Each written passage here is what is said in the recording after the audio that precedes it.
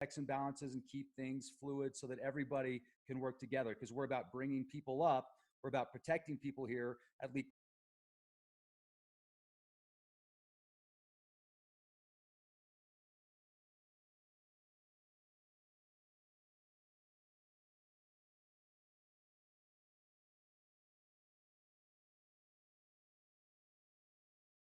project. I'm sure Greg is as well. I know Greg personally. I mean, he's a good friend of mine. He's a dear friend of mine, and his heart and his mind, in my opinion, is absolutely in the right place. So we're going to talk about it. Greg, you look good, man. Well, thank you, Rex. I'm wearing, except for the rose-colored glasses, everything I'm wearing came from you, at least from the waist up. Well, Waist up. Hello. except for that. This came from my son. That's why you look so wise. Right on, man. Yeah, you look great. The liner. I got the liner, see? Yeah, you got the liner. You got that's a Nephilim line. Yeah, yeah. Well, I've kind of messed it up a little bit, but It's okay. take the hat off. Shouldn't have taken the hat off. There we go. Now I look right. Go ahead. Now you look like Gandalf. Gandalf, the wizard. Yeah, absolutely. And you are a wizard. Yes. Hello. Hey, Lou. The light goes down the tunnel, Rex. Yeah, man. You are. So, yeah, we've had some fun, Rex. I think we're going to have a lot more. But, you know, in fact, you were, talking about degrees of freedom. Everybody's 6 degrees of freedom from knowing everybody. So you're just 1 degree from knowing Peter Pry, because I know him. And I've had him to Huntsville, Alabama. I've had him to Alabama 3 times. Twice to Huntsville, 1 to Montgomery. And I've got his email, his phone numbers, and we've exchanged email and had a lot of good conversations. And I have a lot of admiration for Dr. Peter Vincent Pry. He is the dean of Power Grid Defense, in my humble opinion. There's a lot of people, a lot of high caliber people involved in it, very active in it. There's a lot of people that are really trying to push to get the power grid hardened and do the right things. But, first people have to really understand the threat, because this country is dragging its feet on hardening the power grid, Rex. It's dragging seriously. And I did a video recently in which I mentioned this, and I will do some more, and I'll talk about it, off and on a lot. In fact, I'm going to have Dr. Peter Vincent Pry on my channel. I'm scheduled to interview him Wednesday. You got me thinking maybe I should try to advance that up a day. I did have tomorrow as an option. I just thought Wednesday would be a better day to post it. You know how YouTube works. But, but it is very hot news.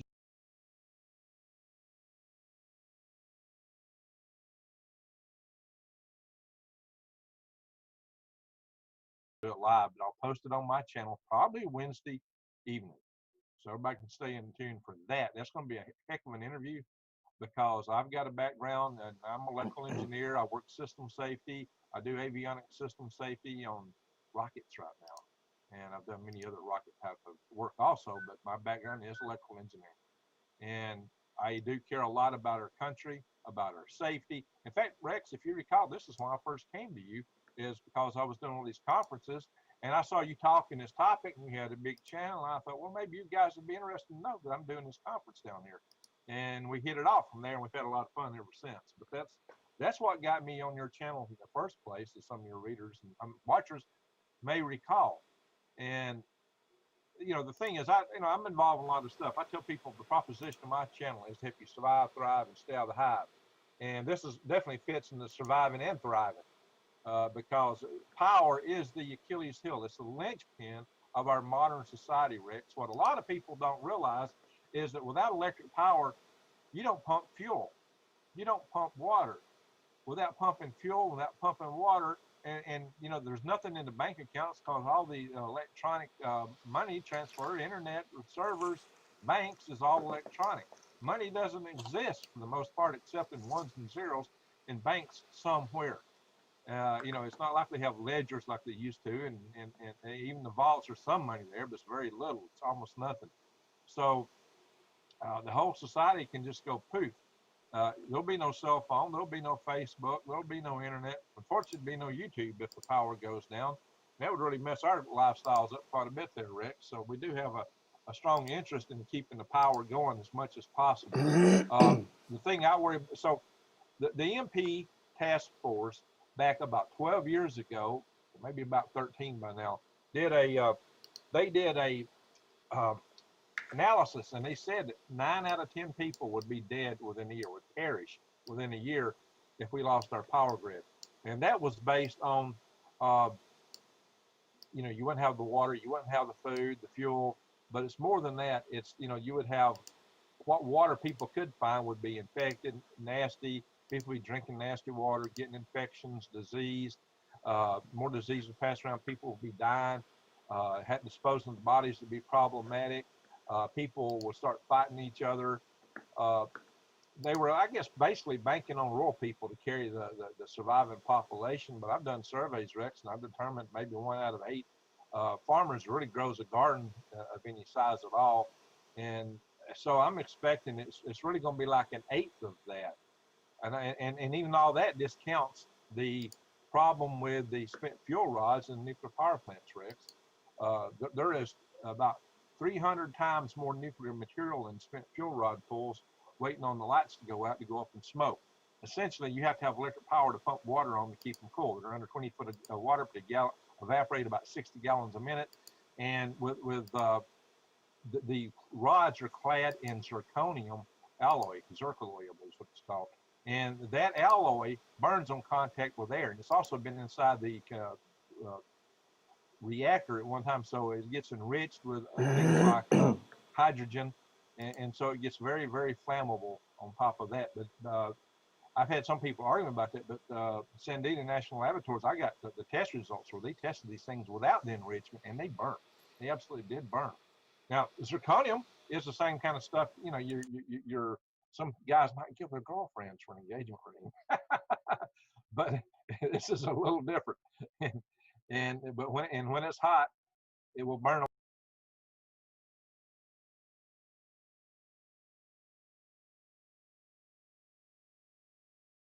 Why they use that, Greg? Everybody may ask. Well, they use it because still won't hand up the bombardment of the neutrons that occur inside the reactor.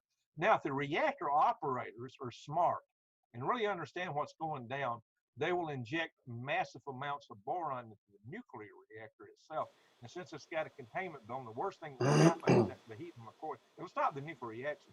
The heat from the reaction, though, may make the core melt and go down through the crust and contaminate the groundwater, possibly. But, and that's quite likely, but at least the stuff won't be all in the air. But these spent fuel rod pools just have a sheet metal roof over them. And so we can expect a lot of trouble when those things start burning. That sheet metal roof will just burn out and all that stuff will just go up in the air, Rex. It'll be awful. Be careful. So we'll change hats. I'm going to honor your buddy there a little bit. Rex gave me a bunch of hats the other day. He sent me a gift bag. I showed it on my video open. This Yeah. kind of matches the shirt, right? Yeah. Well, this is for Diamond. Hi, Diamond. Yeah, that's an Oppenheimer Ranch project hat. And I was just going to say real quick on that liner that you got, there's actually, because you're showing it off, but if you spend a minute on it, you can tuck it in to the hat Right. to make it fit good, where you can just put it on and it doesn't flop all over the place. But I know you just wanted to show it off because of the way that it is. And I appreciate that, man. Yeah, he did a video where he showed off the care package, and you got the EMF wallet, right? Right. It's that's what I put it at. That thing's cool. Yeah. I can put my phone in this wallet, and you can't call it. That's They can't track you. This is a great way to secure your phone. If you want to travel around and not be known, this is how you secure your phone. that's a good jingle. know, You could be playing the guitar singing that. Well, you know, Every girl's crazy about an EMF wallet. Nice. well, Nice. Rex, see, here's the thing. A lot of people don't understand how we can cut up and have fun talking about doomsday and the end of the world. But the truth of the matter is you got to keep your humor up. The truth of the matter is you got to be prepared, not scared, as you said earlier. These are the key things. You've got to get ready. The objective of this isn't to scare the wits out of everybody. It's to make everybody have the resolve to get the power grid fixed. So this won't be the problem that it would be otherwise. One way to disincentivize a country from attacking you is to render their attack useless, for Pete's sake. That is one thing that can be done. I also do believe in the power of prayer and meditation. I do believe we can pray and meditate our way into a better timeline in the multiverse. Uh, I believe, it's commanded in the Bible, and that we pray. Why would God command you to pray? That's kind of an interesting conundrum in and of itself. Why would the creator of all need your prayers? It's because we're co-creators. And the way he set this universe up, he's allowing us some free will. That's when we have a multiverse, Rex. So we're really going off the tangent here. But then that's what a multiverse does everywhere, off Yeah. all kind of tangents. That is a multiverse, and that is the definition of free will. Because without it, all time would be one timeline, and we would be locked in no matter what. Would have absolutely no free will, no choice. It might seem like it, but it would in fact not be the case. That would mean that God would be a tyrant. And then when I say God, I'm talking the bigger G, the greater creator, that's somewhere above and beyond all of this stuff. Uh, I don't think putting a name on something that big is, that's a human term, a name. I don't see how that fits something like that. A name or a gender, all these things we like to sign everything. This is way bigger, so it makes no sense to talk about it in those terms. In my humble opinion, of course, this Well is said. That's great. I'm glad you brought that up. And so we have a choice, and the multiverse thing brings up a good analogy, because if we are co-creators, then let's co-create this world where we will not have something as catastrophic as an EMP attack. Let's avoid this. And let's also talk about, how do you get the government, how do you get local governments, state governments, and maybe the federal government to support and pay for the the measures to protect these nuclear stockpiles and these spent fuel rods, as well as the nuclear reactors, because I think they've only got a few days of power if they essentially don't have access to power, right? Like backup power. Okay, yeah. What happens here, Rex, is that you have batteries, which are good for a few hours to run the plant when the power goes down. There's usually backup batteries. And then there is backup diesel generators. They have a big bank of these giant locomotive, submarine type electric generators for huge engines that run, huge diesel engines. They run and create electricity to keep the pumps running to supply the water to the spent fuel rod pools and to the plant itself. So they're trying to keep everything cool. And as long as these things can run, you're safe. The problem is they only have a few days worth of fuel there at the plant. Uh, and well, great, they'll just truck it in. Well, that'll last as long as trucks run. The problem is you got to have electric pumps to pump the fuels to drive the trucks. And even if you figure out how to keep that going for a while, the trucks, those pumps and everything have a logistics supply chain. They require a lot of maintenance to keep these trucks going. And all that stuff starts breaking down. At the same time, the drivers are worried about somebody breaking in the door at home and taking mom and the kids. They don't even want to be out on the road. You've got to have provisions to secure the families of people providing essential services in a catastrophic situation like this. So these things have to be thought ahead. That is the role of the state and the National Guards and local sheriffs. So that you can coordinate that directly through your state EMA director. So you can go to your state EMA director, and Dr. Peter Vincent Pry and Dr. Stephen Smith went and gave a briefing to the state EMA director, the special projects director for Governor Kay Ivey, and the head of our Public Services Commission, Twinkle Kavanaugh. We had about 20 people in attendance in that room, including a representative from Alabama Power. Nobody argued with us, Rex. Nobody argued with us at all, man. I had 2 PhDs, a physicist, and Peter Pry with me there, and we made the case for why this was important, why the threat of electromagnetic pulse is real. So what we're talking about here, Rex, is a high altitude EMP. It's called a HEMP. This is the principal thing we're most worried about. This could be delivered by multiple means. One is you could put a nuclear device on a satellite, and as it's orbiting over, it could go off overhead. That is known, and it wouldn't even have to be in a full orbit. It could be its first orbit. That is known as fractional orbit bombardment. It was a concept invented, I believe, by the Soviet Union. At least it's mostly credited to them. Doesn't mean we didn't invent it. But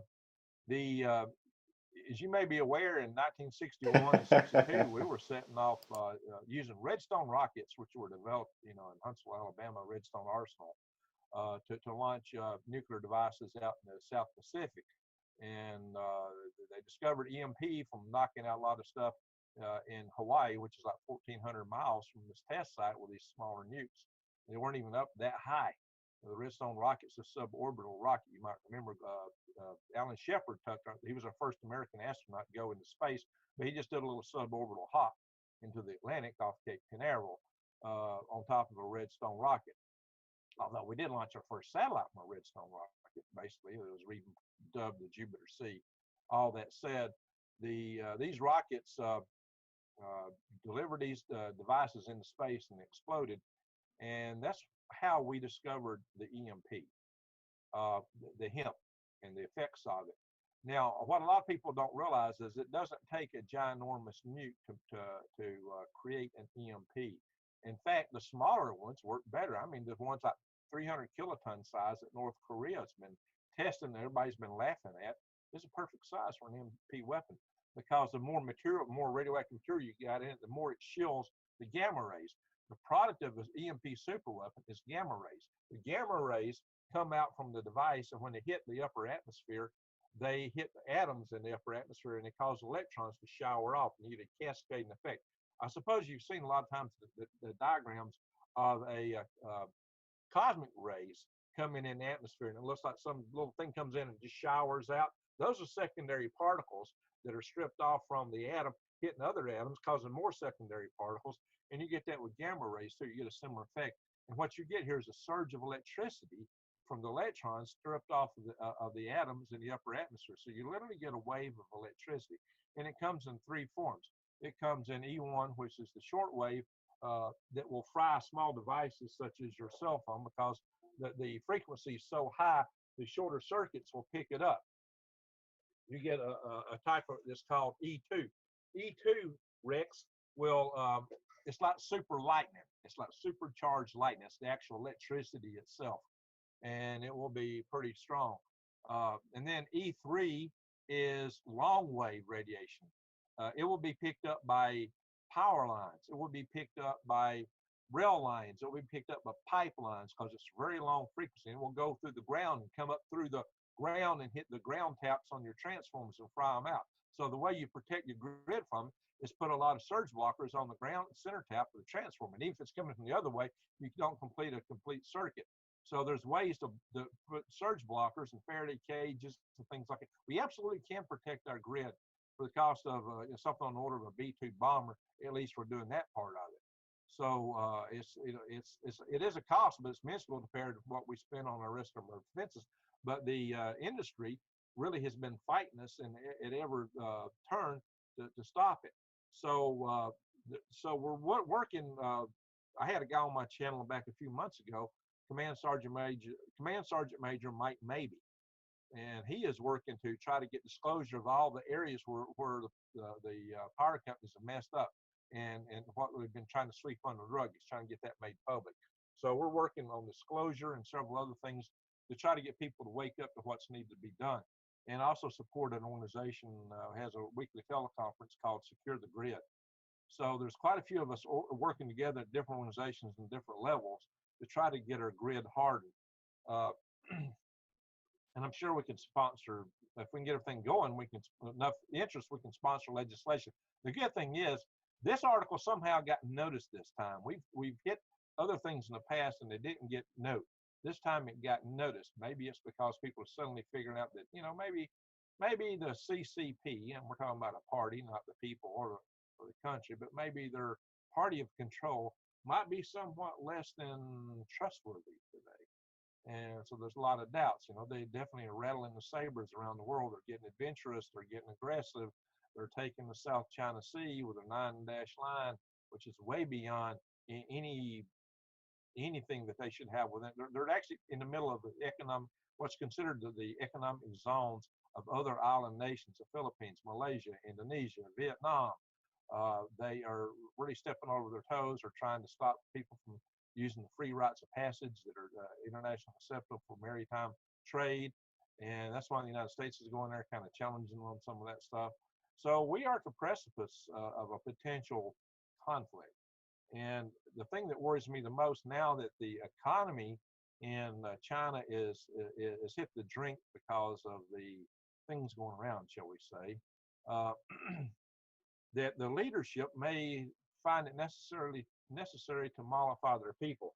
And we know there's an old tactic that world leaders have often used in times of stress to rally their country behind them, and it's known as wag the dog. So, uh, given and all this aggression they're showing may be a sign that they're moving in that direction. See, for a long time it was not in their benefit to do anything like that because they were trying to survive on the goodwill of other countries as they encroach more and more control and as they're trying to grow their economic sphere. It appears that they have reached the limits of that, and that their get out of jail card has expired, if you will. That they're now being challenged by a lot of countries, and so they're kind of snapping back on a lot of that stuff. A lot of countries are wary now. So that means they may change tactics. That's why they're dangerous. Now, we should look at it like this. They may decide that, well, the United States is the one power in the world that's in our way of taking everything else. Maybe they would like to take us out for that reason. Or maybe they would think, if we hit the United States with an EMP, 9 out of 10 people would be dead in a year, and we could just go in and mop them up and take the country, and we'd have this big breadbasket and great land. So they wouldn't necessarily want to throw a lot of ICBMs over here that would radiate the heck out of this country, although it would probably be irradiated anyway just from the nuclear power plants. I don't know how well they thought this out, or if they would try to come in earlier to prevent that. Who knows? You don't think it would be the cakewalk for them that some people think, even though they may have a fair-sized military. I would submit that their military is a bunch of single parent only childs that have been spoil most of their lives, and they're a very command structured system. I think they would have a hard time against the hardened Americans that had survived whatever happened, especially considering that we are known to be, we're known to arm bears, So I think they'd have a hard time at it, but that don't mean you wouldn't try it. So I don't know what would happen, Rex.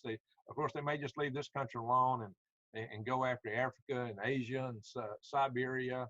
I think there's a good chance that India and China might really get into it. There's something called Thucydides' trap. It's a concept derived by Graham Allison, who's one of the great thinkers in Harvard University, historians. Graham Allison looked at the first historian, Thucydides, in his description of the Peloponnesian Wars, describing how when a rising power meets a entrenched power, the tensions that occur then and how it leads to war. I mean, the power that's already up here does not want to be displaced by these guys down here. These guys here absolutely plan usually to surpass these guys and maybe supplant them, replace them, take them over. So there's a lot of tension anytime like that when you have a situation along that order. In the last 500 years, Rex, there's been 16 instances of that kind of tension in the world, and in 75% of them, they resulted in war. The ones that didn't were like the United States and Great Britain in World War II, where we're helping Great Britain. A couple of Spain, Portugal, where the church adjudicated and divided the world between them. So there's good reasons for why the others did not. One, though, was Russia and the United States. And so you might question, we had a pretty hot Cold War in pockets. We did have proxy wars. And the situation was that I don't think Russia ever really was a power that could have rose up to the level of the United States. But the economic engine of China is quite an exception. They have quite an economic engine, or had quite an economic engine. They have a lot of factories, a lot of capacity. We put a lot of our factories and capacity out of commission as we started buying more and more from them. So they're the producer, we are not. What people need to understand is America won every war it ever won by attrition, simply because it outproduced its enemies. We can't do that right now. We can't outproduce our enemies. Although a war like that might be over in just a matter of days, so it might be more what you got in your hip pockets. But I hope we never get a situation like that, Rex. Let's hope that it don't happen. I want us to pray and meditate that it don't. And let's push to get our grid hardened so we reduce the benefits. I mean, it's like this, Rex.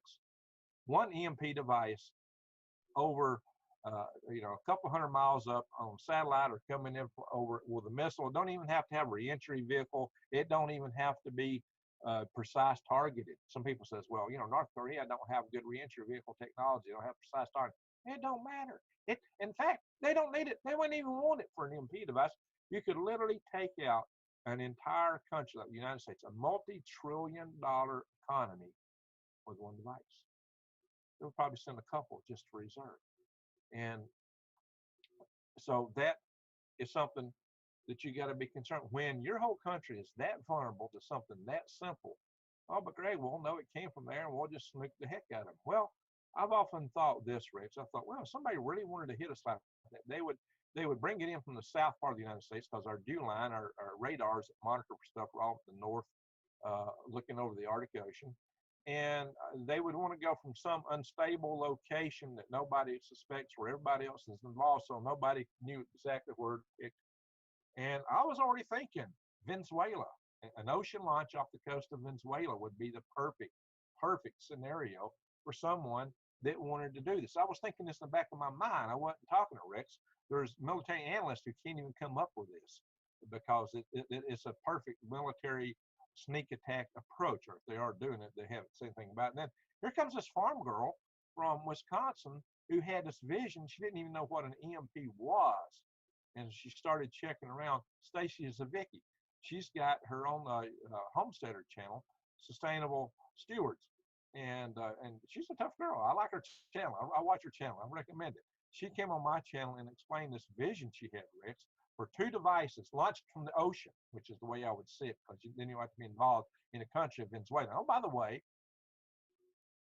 North Korea had a stamp steamer called the Chongqing steaming around in the Gulf of Mexico and in the Caribbean Sea area. And when it passed through the Panama Canal on the way back, they decided to inspect it, and they found under piles of sugar bags was 2 fully erect missile launchers in the cargo hold as it was steaming around. Was it just a dry run? It was out there somewhere in the waters at the same time. The Metcalf station took a ballistic attack on their transformers next to San Jose, which happened also on the same day, the first time the North Korean satellite flew over Washington, D.C. Highly interesting, highly interesting. So, North Korea could be an actor, or they could be used as a patsy or a cover for something like this. But the fact of the matter is, China has this technology. China's had it, and China's even practiced it. In fact, they've used it, a similar technology, a local high magnetic burst to disable one of our ships at sea. So they've made threats to EMP our ships that are crossing their 9-dash line going into the South China Sea. They've already threatened us on that. So they've already shown some willingness to use this. They have a good command of that technology, Rex. It's not to be taken lightly, as could North Korea, as could Russia, as could possibly even Iran. Any and all of these guys are out playing in Venezuela right now. So if something comes from that direction, who done it? What's interesting about that is there's a TV series on Amazon called Jack Ryan, and it's based on, I think, a Tom Clancy novel, or maybe it isn't. But regardless, the series, the second season, Venezuela is the main threat in this series, based upon its logistics and how they could get possibly some type of device in the U.S. from that area. So, wow, So man. that's the problem. Venezuela is basically a failed country that's communist leaning, that has all these guys in play down there. It's got the North Koreans go down there. The Russians and the Chinese are real heavily involved in Venezuela. Iran trades with them. I mean, and Iran has intercontinental ballistic missile type capability. They've got satellite launch capability. They've already launched satellites from Iran. I've covered that on my channel. So, and some people say, well, they don't have enough uranium to make a nuke. We know they can make a triggering device.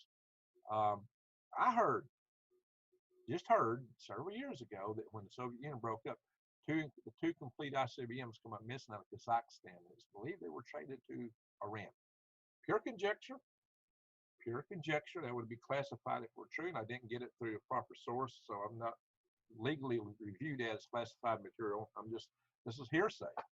But one has to wonder. I mean, look at it. We all know that the black market in nuclear material was wide open. I mean, the Russians were almost starving to death when the wall fell, and there was material just laying around.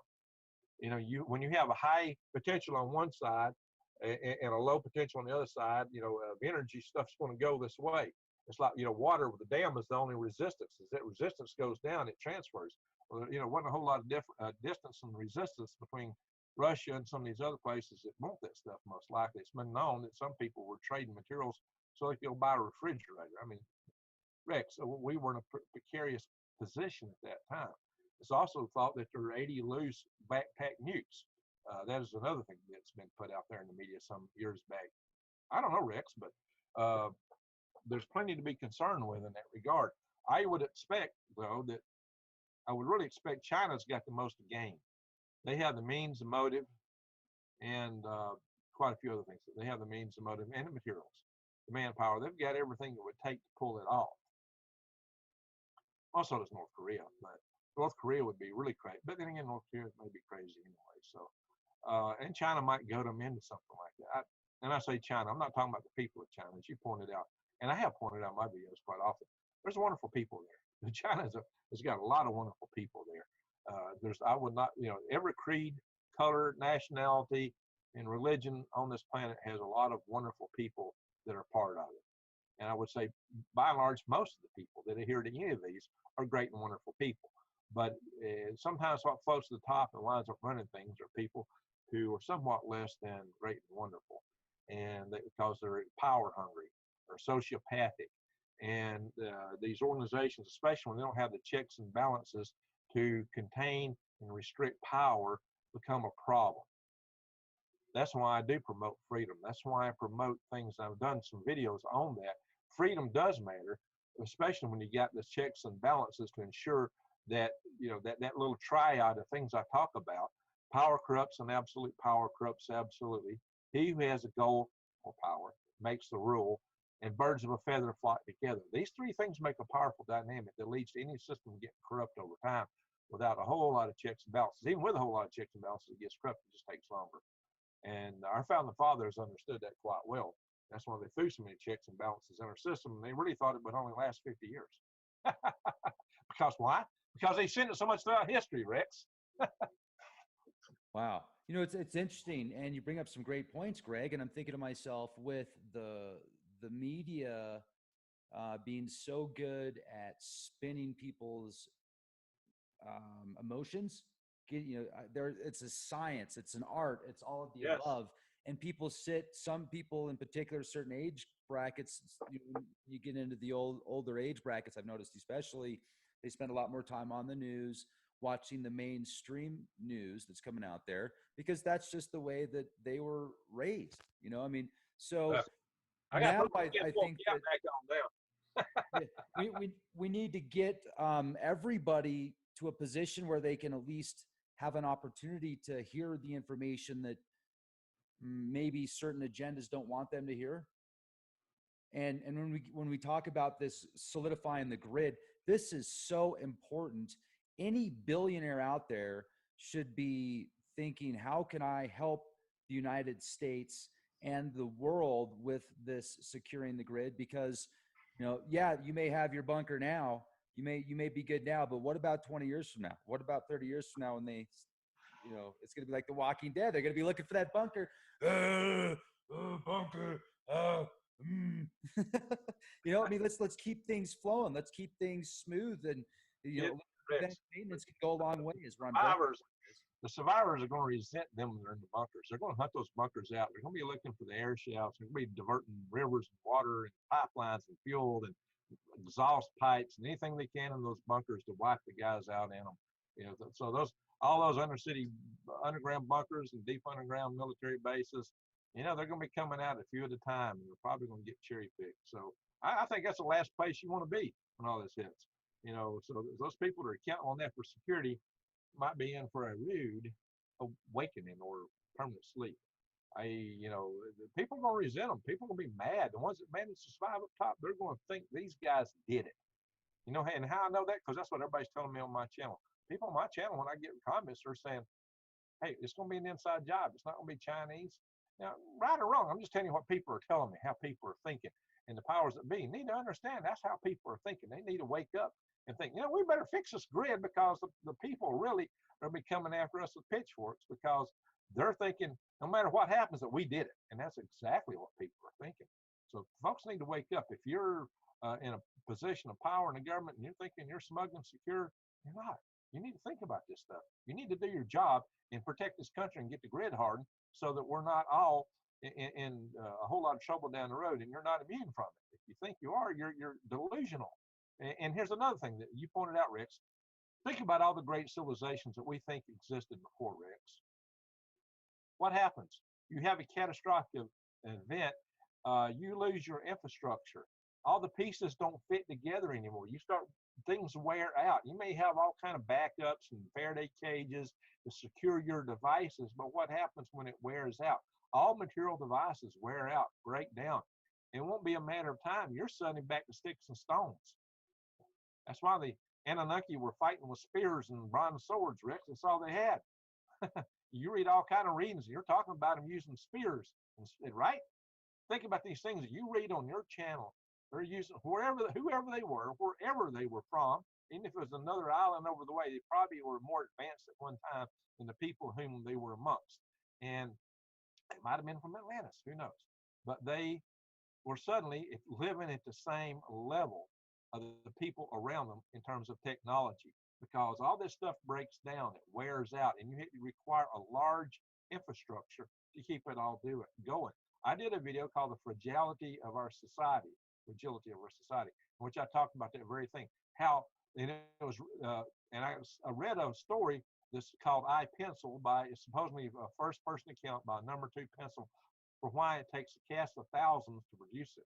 And that was written in the 1950s before we had internet servers and computers. So now it'd be cast of millions to produce a single Number 2 pencil. So when all this stuff breaks down, you've got a real problem. And I worry about even the breakdowns that we're having now due to the all the shutdowns and things going on. A lot of factories that aren't fully operating. I mean, I can't go. I'm a prepper. I had 4 pallets of alcohol. I'm down to 1/2 of one now because I use a lot here in my garden operation and worm farm. So I had enough. It's been good for several months, but it's totally running out. No, I would probably be able to make my own if I needed to, but that's the odd thing, Rex, is that a lot of just odd things just drop out of the system. Well, what happens when it's a critical spring or a critical seal or valve that you require to make all these different devices work? What happens when it's just the roller bearings that run the assembly lines? You can't do those no more. You're not making the parts.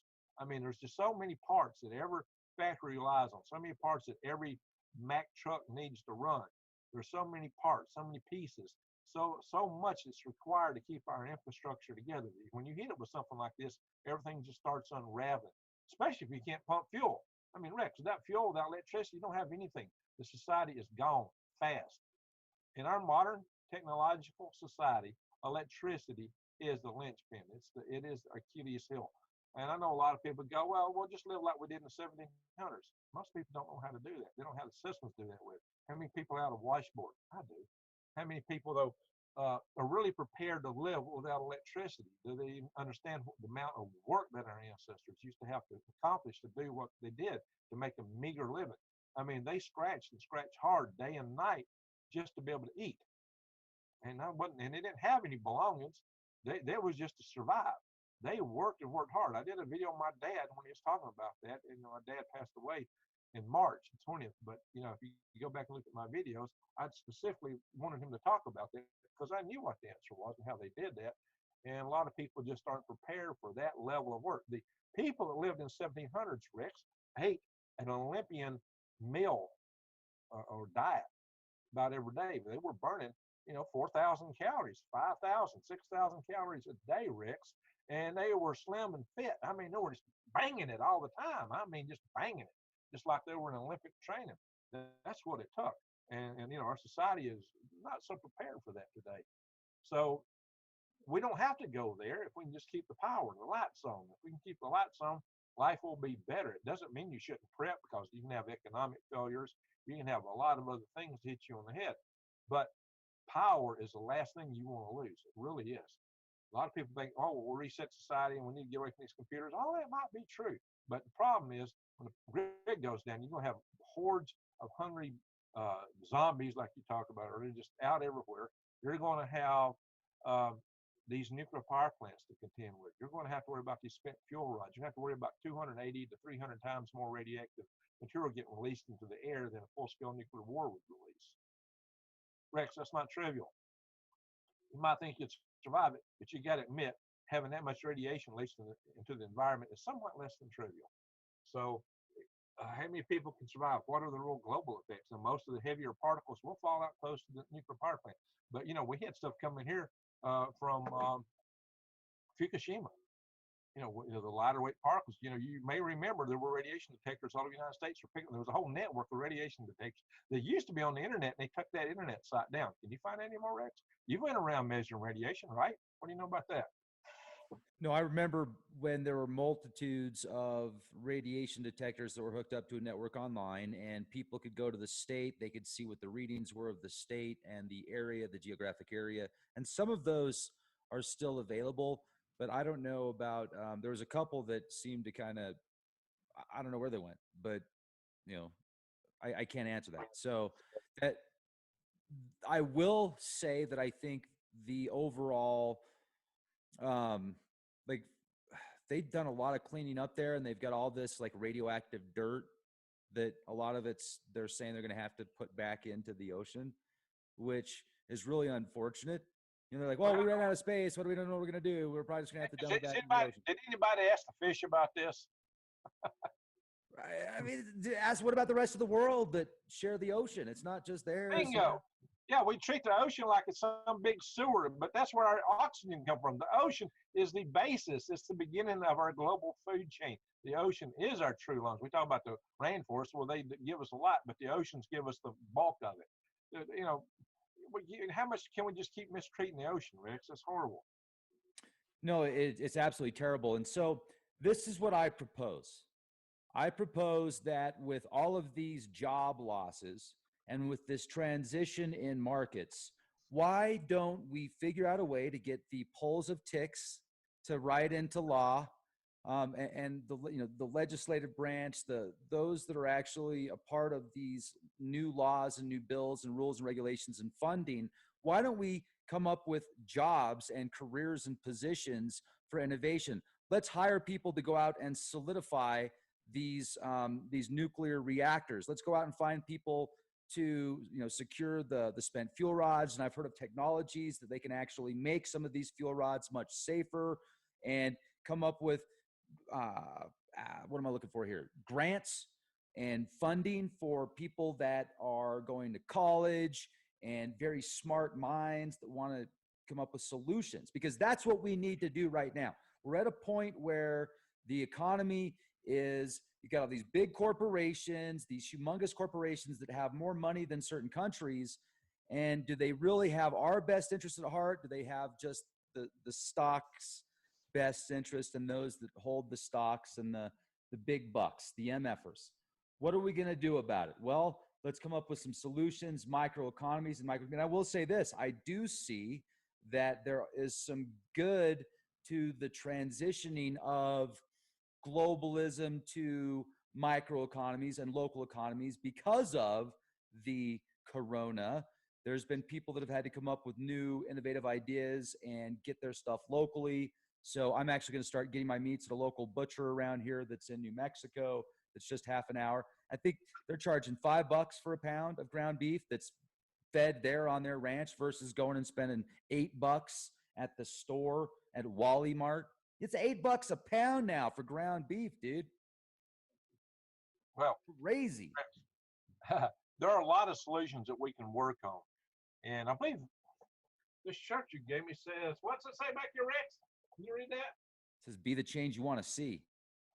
All right, well, let's start it now. So let's do it. All these things are solvable. Everything is solvable. It just takes will. But sometimes it takes us people telling the powers that be, hey, fix this, fix it now. There are more of us than there are of them, Rex. Greg, how many new jobs could we create for people to go out there and not only solidify the grid, but here's another prime example. Out here in southern Colorado at the higher elevations, the trees, there's so many dead trees from all the beetles, right? In some places, 90%. So instead of just hoping that nothing happens, Or if, you know, what if there is a fire and then you've got a terrible fire, and then on top of that, you've got all these carbon emissions that are getting pumped back into the atmosphere. Oh my goodness, Al, we love you.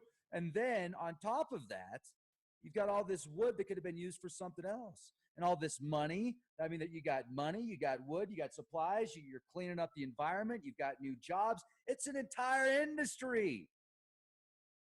Yeah. Well, They could do it right now. Do it. There's many ways to tackle this and many Come things on. that can be done. The first thing people need to do is to seek out their local state EMP direct, not EMP, EMA, Emergency Management Association directors. They need to go to their state public service commissions. Now, some states have elected public service commissioners, most don't.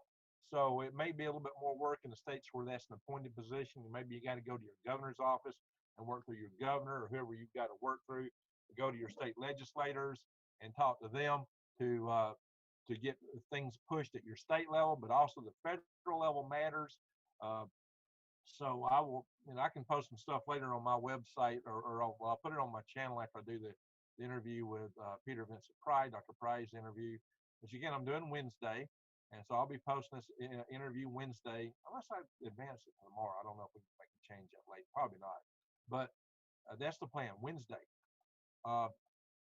So watch for that, and I'll be asking some of the same questions to Dr. Pry, and I'll be coming on with some other videos because I've already done this in part with Command Sergeant Major Mike Mabee.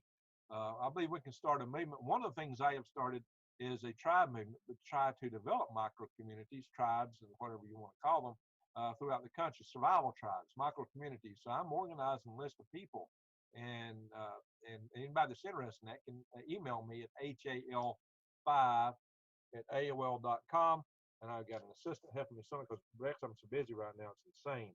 There are a few people that I'm planning to respond to directly, and so if you wonder why you hadn't heard yet, it's probably because you're one of those. There's some of you that I've talked to, or you are prior contact of mine, or there's some reason I want to talk to you. Okay, I ran out of space. So there's some other writing on this page. I'll just go to HAL5, the number 5, HAL5, SPACE. Yeah, my writing's terrible. I'm an engineer at AOL.com. So that's they can email me there if they're interested in this tribe movement, because I'm also thinking we can organize this into an organization that we can also apply some pressure to the politics. There's so many ticks, politics. So there's so many of them. The blood suffers, right? So yeah, we can apply some pressure to these people to get them to do things. That's one thing I would like to do. And also do have a website that's you can get some resources and background information from, powergriddefense.org. And so we're going to be getting more proactive in this. You can, of course, you should prep and you should prepare yourself as much as you can.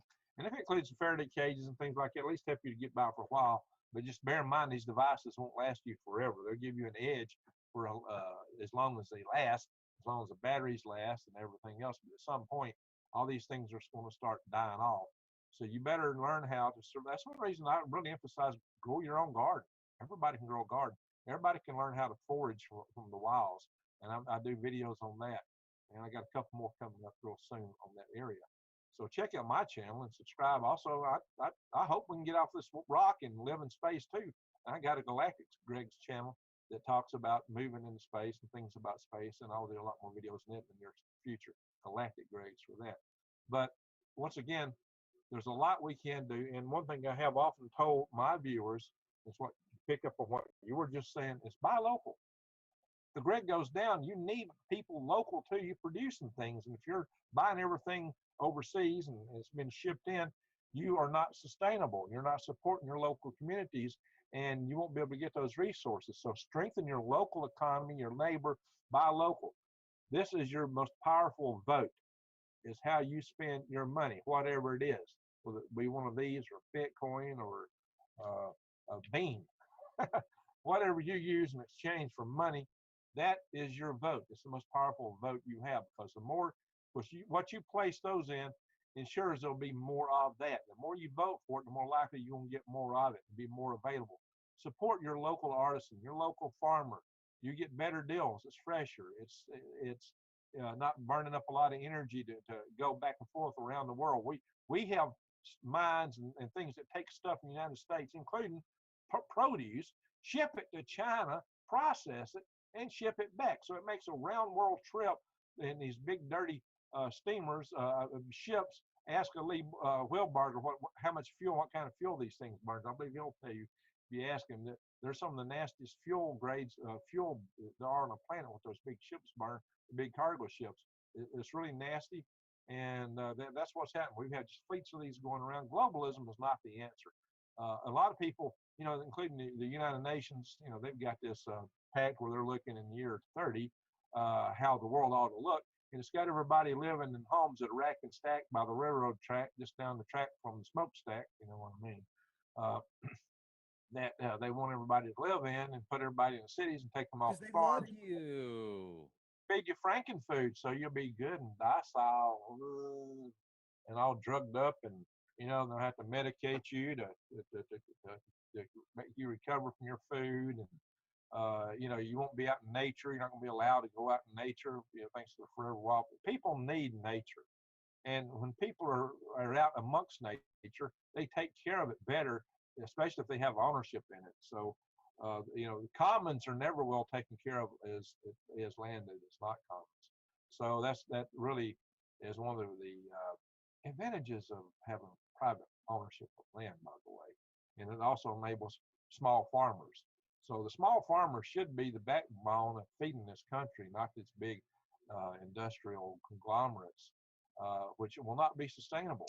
All these other scenarios are not sustainable. Having small, independent little farmers out there to feed us is going to be what's going to get us through this more than anything. And so that's what we need to support. We need to support also the local tradesmen, the local artisans, everybody that you can, smaller shops, the guys who are local. That's what's going to keep your economy going when it hits the what. So, or when what hits the fan, that is. So that's how we survive. That's the things we got to do. But we can work to get this grid hardened. We can meditate and pray that maybe Xi Jinping takes a lifelong vacation, decides he don't have the ambition of burning the planet or whatever it is he wants to do. that the people in China become free and liberated, and suddenly, they would be an awesome people if they had real true liberation, economic and personal freedom. It would be amazing to sit back and see what those individuals would accomplish. I think we'd all go ooh and ow, wow, maybe ow. There'd be a lot of ooh and wow, what the people there could accomplish. And I believe they should have the freedom to try it. So I think we ought to meditate toward those effects, because I do believe there's a lot of beautiful, wonderful, smart, good-hearted people there, just like everywhere else. It's the governments that hold us apart and put us against each other, because if they can always blame somebody else for everything, that gives them power. It's those guys, and you need me to help defend you from those guys. That's why you got me here and keep me here. So I'll make sure that we can be good, and also we can grow our system. That's what a lot of your tyrants do. They play those games. That's what Adolf Hitler did. He blamed the Jews for everything and told his people they're the greatest people in the world. And it seemed to work at first. They went from being in a horrible depression to an economic rise. But in the end, their country lie and total demise as all the buildings were bombed out and everything was shreds and cinders. The cities were bombed and burnt. So what did it get them in the end? Catastrophe. And so it may look good in the short term, but in the end, it's catastrophe. So that's what we've got to watch. A lot of these solutions that we're being told are like fly bait. They taste sweet at first, but in the end, it's going to get you. So in the end, what really counts is giving people the ability, the freedom to aspire to accomplish things. The individuals have the power. It's the individuals that can do these things. You and me and other people together, Rex, we can do a lot. We can change this world. And I believe everybody needs equal Yeah, opportunity. There are people of every yeah. race, color, creed, and religion that have a lot to bring to the table and offer to get us down the road toward a great, prosperous future. So, but we got to work together. We got to reach out to the other side. The reason I got on these rose-colored glasses, I did a video called "Wear Their Rose-Colored Glasses," Everybody in the world has a worldview, Rex. We all have our own way of seeing the world. It may be how we was raised, what we come to think about things. It's how we think the world operates. But we have a bias in how we take in additional information. We take it in such a way that reinforces the worldview we already have. That's how you start interpreting everything. So it's a filter, like your rose-colored glasses, in essence. You see the world according to the way you understand the world. So everything you see starts reinforcing that. So to really understand where these other people are coming from, it helps to put on their rose-colored glasses. And if we do that more often, we start understanding each other better, we can start reaching out in peace. Because, Rex, we can't survive in a world with so much division, so much hatred. Mankind will not survive with all this hatred. Fanning the flames of hatred is not the answer. We have to find ways to reach out and make peace, because the proliferation of weapons of mass destruction is going to happen to the point that small organizations will have horrendous power, especially through bioweaponry. You can almost build a lab for it in your basement. Our final hour, written by Sir Martin Rees, Astronomer Royal, Sir Martin Rees, Astronomer Royal of Great Britain, United Kingdom, excuse me, postulated that we only had a 50% chance of surviving the next 100 years, mainly due to bioarum or bioterra, I mean, just things you get loose accidentally, and other things that he brought up in that book. I'm going to tell you, I think he's an optimist, but I do believe that we can have a better chance that we can survive and thrive and stay out of the hive if we all pull together collectively. We all take the right kind of actions. We all try to make a better world. We start with ourselves. Some people say, well, the whole world's so big, how do I do it? Start with yourself. You know, I was involved in an organization, Rex, in the 1970s called the L5 Society. We took on a UN treaty, and we kept the United States from signing it. It was called the Moon Treaty. A small group of activists, not even aerospace professionals. We were an activist organization, grassroots activist, a small grassroots activist organization. And I've run the halls of Congress many times since then, Rex. I wouldn't run the halls back then. We did that through letter writing campaigns, and we hired a lawyer, Lee Ratner, or retainer, however you say his last name, to advance this cause for us. He later would fight against the law of the sea treaty. So we've had a lot of experience with these kind of things, Rex. But I'm here to tell you that individuals can have a lot of power, especially when we work together. And there are more of us than there are of them. Therefore, we have hope. We just got to have the resolve, and we got to push it. And that's what I want everybody to do. Let's come together. Let's fix this. We can do it. I'll be bringing up more stuff, more possible things that we can do as we go down, because I'll be pulling things from the Secure the Grid organization I'm involved in.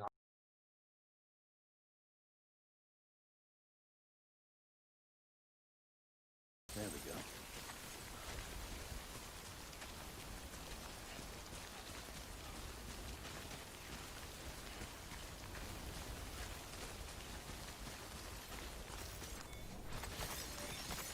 There we go.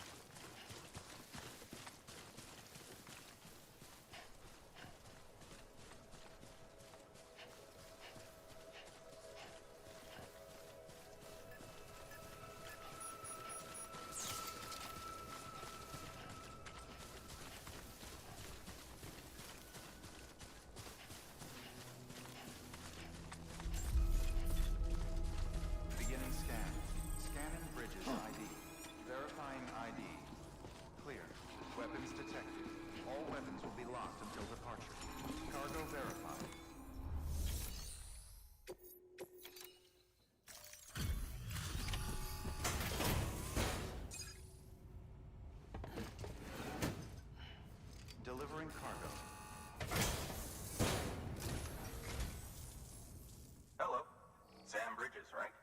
We've been expecting you. The gauge you brought is going to save a lot of lives. Let me do a quick inspection. Oh, wonderful. It's in perfect condition. Thank you.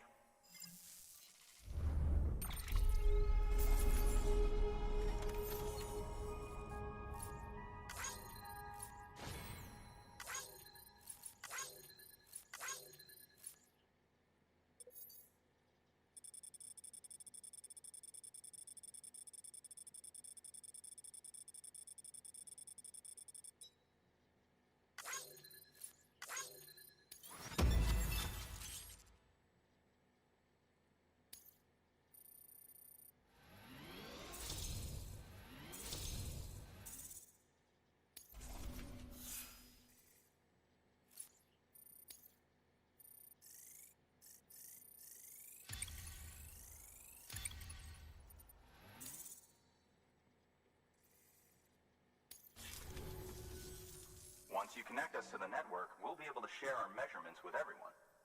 You mind doing the honors?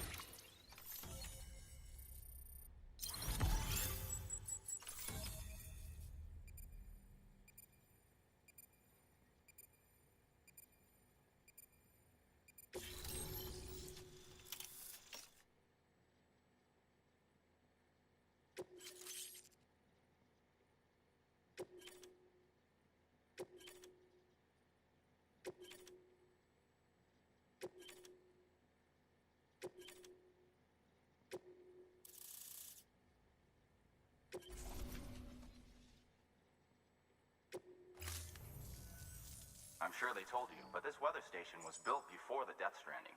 Bridges 1 came and fixed it up. Unfortunately, we lost contact with our weather satellites a while back.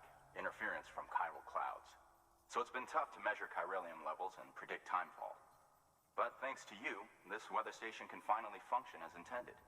You made our jobs easier. Now let us do the same for you.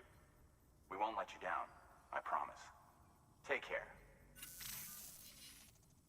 I see you got the weather station back online. Excellent work, Sam. When a region is integrated into the chiral network, it's also brought closer to the beach, in a manner of speaking.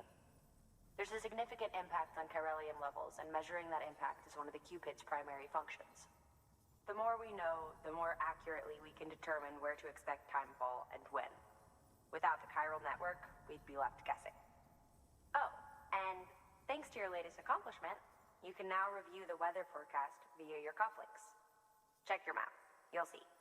Ought to come in handy when you're planning routes. I'll keep an eye on the chiral density from right here in my lab. It's not too far from South Knot City. Keep processing those orders and you'll put that region on the grid soon enough. Good luck, Sam.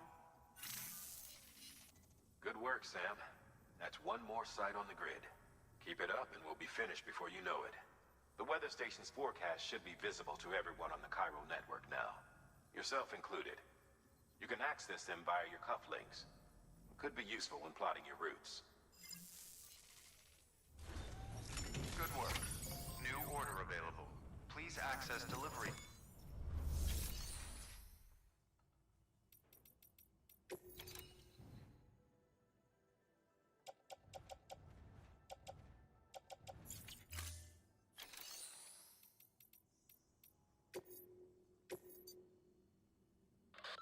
Next on your agenda is a visit to a timefall farm. You're probably wondering how that works, since timefall ages and eventually kills living organisms. But in controlled amounts, timefall can be used to grow plants at record speed. We're not talking about double or triple cropping. The process can yield several years' worth of produce in a single 12-month cycle. A couple runs the farm. One used to be an environmental scientist. He left the city to experiment with timefall as a means to turn the desert soil of void-out craters into arable land. He's also done research into gene modification to create plants capable of withstanding the rapid growth. His work caught Amelie's eye when she and her group were heading west. A sprinkle of rain, a burst of growth, and if you cut the water off at just the right time, you've got a farm that functions more like a factory. Our recent advances in weather forecasting should allow him to plan ahead and produce even more food. We have some genetically modified wheat we need you to bring to him. Connect the Cupid while you're there. You're doing a great job, Sam. You've helped us expand the chiral network deep into the mountains. But our colleagues at the weather station still have it rough. And you know as well as anyone how treacherous the roads up there can get. They may be networked now, but they still need regular supply runs to survive. We'd like you to build a safe house nearby for other porters handling deliveries. There's a perfect spot about halfway up the mountain I've designated as the building site. If it turns out there isn't enough there for our needs after all, you'll have to come up with the rest on your own.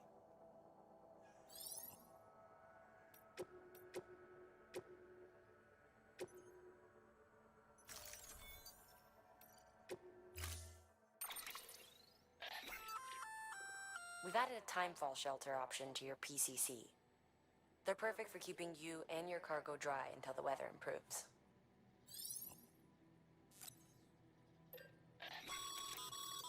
Congratulations, Sam. Your PCC's leveled up, so to speak. It now has the capacity to produce more complex structures. I'll let Mama fill you in on the details. Sam, I've added a safe house schematic to your PCC. It's a fairly large structure, so it'll take a lot of time and materials to build. But once complete, it's pretty much identical to a private room. Give it a shot.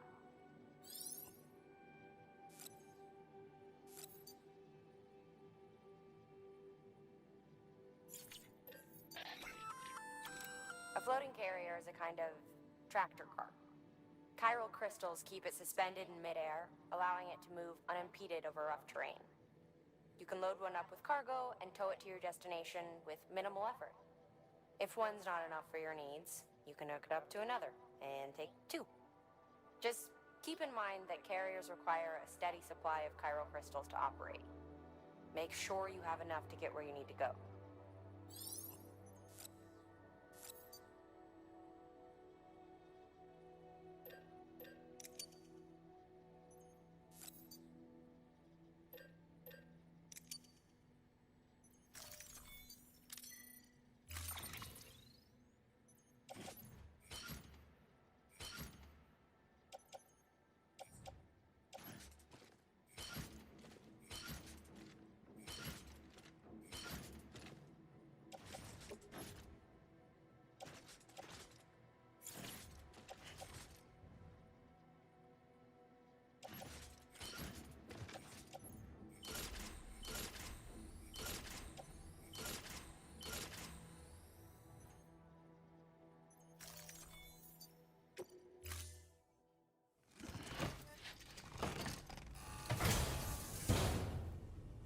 Order assigned.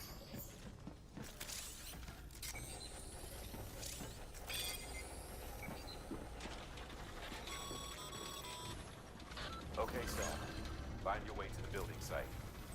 Use your map and compass if you don't remember the way.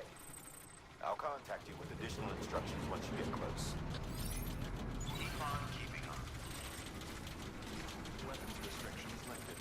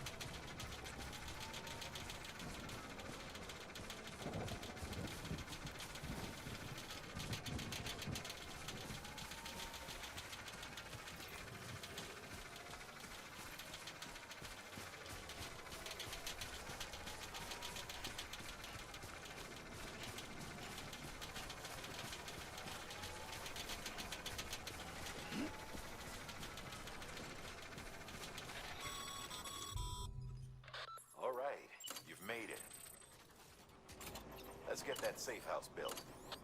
You good to go, Sam? First, equip your PCC and select Safe House.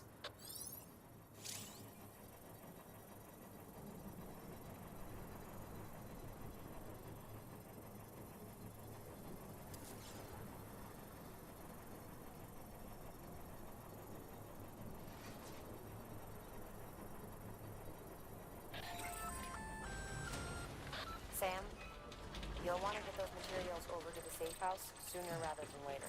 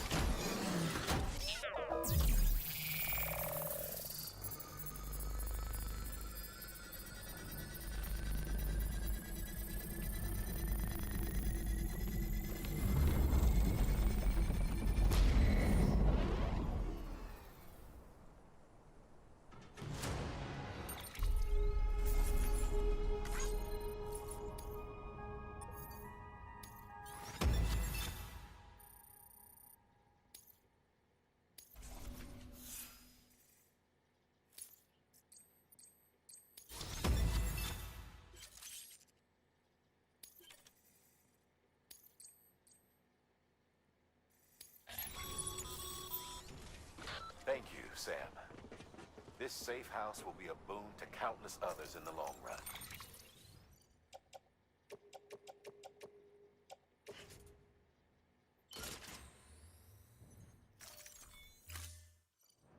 I'm not just talking about the porters who'll use it as a stopover on the way to the weather station, but the people they help and the people they help. We're all connected to someone else, Sam. But you'll have the honor of being the first person to rest there.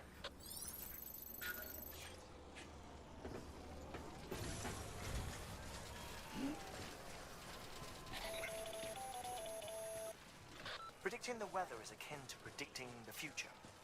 Some animals have a kind of sixth sense that helps them to avoid danger, but we have something far better: the ability to gather data and act accordingly. Only humans possess this power to plan ahead. We have the capacity to live each day imagining what tomorrow will be like, and our imagination once gave rise to a rich, vibrant culture. But somewhere along the line, we lost sight of tomorrow. We reduced ourselves to animals, focused only on the here and now.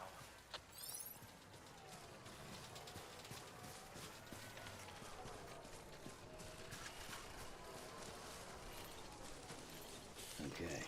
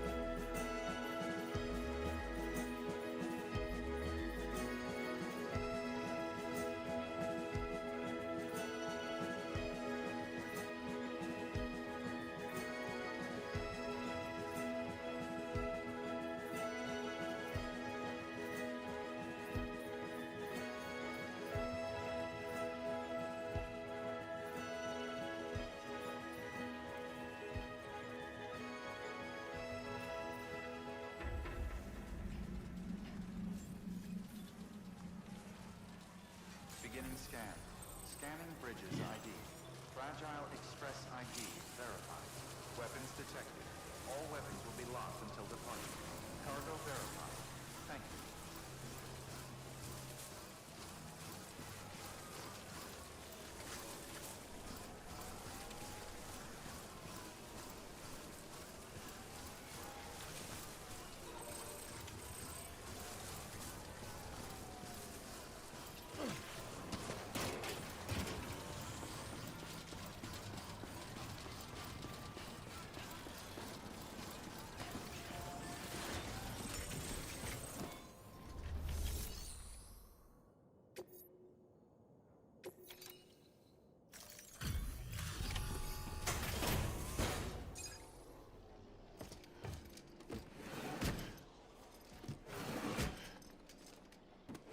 Delivering cargo.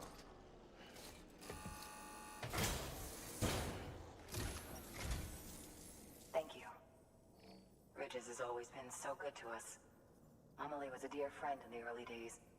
She saw the value in what we were doing and led the effort to get our farm up and running. We've been waiting a long time to join the chiral network. Let's have a look at that wheat you brought, shall we?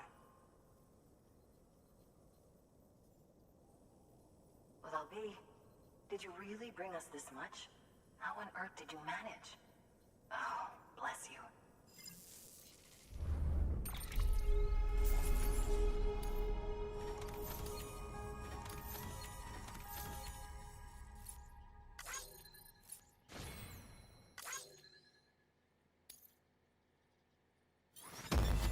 I'll start posting this on my channel more. I'll get more of the individuals that were from my Power Grid Defense conferences and the Security Grid group on my channel in the future. But we're starting, well, I already had Command Sergeant Major Mike Mabee. He's a real hero. Actually, he saved a life in the World Trade Center, when the World Trade Center building collapsed. By the way, Now, he gives credit to that guy for saving his life because he said, because this guy couldn't walk, I ran him out of the building because I had to run him out of the building. That's why I'm alive. It's taken like a typical hero. He gives full credit for that guy for saving his life. Would have been wiped off the face of the earth. He's a great individual. I have the utmost respect for Command Sergeant Major Mike Mabee, and I got a video with him on the channel, and I will be covering other guys like this. I may go next to General Pozniak or somebody like that. I got a lot of good choices to go to in the topic area. It's really getting hot now. We've got to do something with it. I mean, you think about the vision of spaces of issues of sustainable stewards. You think about that, it's totally plausible. It's totally the way that I would most see something like that going down. The fact that a farm girl in Wisconsin is not a great farm girl. I'm a farm guy, by the way. The fact that she would see something like that is nothing short Sam, of amazing. You've been run down by Mills after they pinged your cargo. Very prophetic. Right? That gives a lot of credence Well, to what she to saw help to me. prevent That does that not say from that it has to happening happen. again, The way we've she upgraded your saw this cargo was scanner. as if it was in December. Say you're I about think to get December pinged. is the year of If you time it right, Chinese you can year return the changes favor to the year of the ox or and something. cancel out Supposed their to have pulse some with your own. significance. I don't know, Rex, They'll be none the wiser, but and you can even carry she on believes without that we worry. can turn it around. Timing is everything, And though. she believes that, a revival would be the thing to stop it. So prayer, definitely. And that's something we need to consider. More prayer, more action, and prepping ourselves and paying attention to what we can do Now to start on the really front using holy Timefall kids. to our advantage. There's several things we can do, and I will be coming out with more and more things Truth as I be told, see we've got some that test can be fields, available. but There's things that we can do without the ourselves ability to to prepare predict ourselves Timefall, and the our results families have been to get less through than the tough stellar. times that may The come. timefall around We've here already was dealt fairly with some regular, things so we had differently. a I think we're on a reasonable roller idea of coaster. when The to Earth's plant and when to magnetosphere is harvest. dropping. And Rex, Then even if the terrorists went Chinese don't do and threw anything, everything out of whack. if Too all many the powers dead, out there too do many nothing, quakers. the sun Weather can became put out a coronal impossible mass to ejection, predict. which will give us an E3 The type network's radiation forecast will wave, help us as get described back on earlier. track, That's the thank long goodness. wave that'll be picked up by the If power all goes lines. to plan, It can fry your we'll house. be able to It expand can, our and operation some of these and chintzy use little things that Timefall to people promote and cultivate don't whole speculate to help you. swaths of land. We'll Amperage, continue our genetic research take too, of big course, wires, and huge see if we wires, can't find a and way not to help little develop chintzy a little sustainable wires. ecosystem. I mean, if the Hell, cables are smaller than the maybe cable we'll on even your stumble battery, into some what do you answers about think the timefall while we're at it. in your car? We got our work So, cut out for us. But I'm up for the challenge. that's what we're talking about. We Thanks are again, saying that Sam. we can fix these You've things, given us hope for a better but tomorrow. we've got to work. We've got to get busy. I We've can't got wait to for do the it now. harvest. And I appreciate the opportunity to come on here That's the way, on your Sam. channel and talk about Halfway that. there. I am going You to can do it. cover this with Huh. Peter Vincent Pry. Would you Dr. look Pry at that? is going to be one of the You've most only interesting just guests brought I've the ever had on Timefall my farm channel into the because network, he and already is we've got very new orders. intense. May He's as well got make the use of the experience, return trip. and it will be a very good talk. Good Please, work. everyone, try to New watch order that talk available. Please and act. subscribe to my channels if you're not already done. A lot of my people come from you. Bang that notification bell, but then go back and check it periodically. Sometimes the algorithms don't like channels that tell you the way things are. For some strange reason, they love us so much, Rex, that they think maybe there's too much love in the world. I don't know. It's just the gremlins, dude. Don't worry about it. It's just the gremlins. And Yeah. people love your show, man. So I'm sure they will continue to check out the subscription notifications. Make sure that the bell is on, and make sure that the bell is on for all notifications so you get access to the live feeds as well. I do want to say, what's that? I said, including your channel, Rex. Yeah, why not? And I do want to say, in finishing this podcast, it's been an amazing conversation, and we have averted 2 doomsday scenarios just in the past few days. Because remember, the Mayan calendar, they said, nope, it's not 2012 anymore, it's 2020. We were off by 8 years, and it was supposed to be yesterday. We're still here. And then also, Weather remember, we're forecast supposed to can now have be 3 days viewed of via darkness your from the Ring of cufflinks. Fire. It didn't Should happen. come in handy We're when you're still on the here. road. Halo, the end of the world is always tomorrow, never today. However, with that being There said, you go. I now absolutely submit Long as it upgrade is requests for always tomorrow, structures. we're good. If yeah, it's as one long as you it's always use a tomorrow, lot, we're good. You should Now, definitely as consider far it. as what we're talking about, though, we really need to do something quick on this because, like you said, if I'm less worried about other countries, I'm more concerned about the sun. Well, if we harden the grid because of this, then you're covered with the sun. That's the good news. If you take action to get the grid hardened for this, then when the sun would come back and get us, and it will, the sun will get us if we don't fix this. Absolutely. This is the perfect excuse to get it fixed right so that some nation won't be tempted to take advantage of our Achilles heel, and then we're good for the sun. And then we're good to run. And we have a long, beautiful future. Got money in the bank, got gas in the tank. Weapons I got restrictions news for you. You're looking at the man. I love that song. It's my favorite song. I think it came out in the late 80s, but it's just such a classic. Every time I listen to it, I'm like, you know what? The world's going to be okay. Now, on the closing note, on a happy note, I would like to thank everybody for being here. I would like to thank you all for listening. And definitely make sure to subscribe to Greg's YouTube channels as well as my channel if you haven't already. We're on Patreon now. We've moved a lot of content over to Patreon as well as our leakproject.com website. We've got a forum section there. You can leave information for free. You can blog for free. If you want to hear some content that's a little bit more on the, how do I put this? There's certain platforms that you can talk about more things certain times, and you can listen to that exclusively at the leakproject.com website. I think Greg and I have even talked about stuff that I've uploaded exclusively on the website as well, because the world's a crazy place. So we want to make sure that everybody has a wonderful opportunity, and we want to make sure that we can all work together. And folks, be excellent to each other. Hey Rex, one thing, just as an side announcement for people that don't know, Rex and I are appearing on a show that's coming on the Weather Channel, and it's. I saw you on there last night at 9 p.m. Eastern, by the way. Was I on last night? I saw you, yes. They told me it was going to be the 19th of July. Well, it was just it was where you, me, and the pilot were looking at the computer when they were showing us some of that footage, and I thought that I was going to be on that a little bit longer, but the only part that I noticed me on there was where I said, man, is that a giant genie head? Was that a giant? That was my introduction, and you know, I had a blast getting interviewed on that show, and they actually asked some great questions, and there's a lot of stuff coming up, so hopefully I'll get some more time, because they said that I was going to be on some upcoming episodes, so I think that I might get a little bit more coverage than head.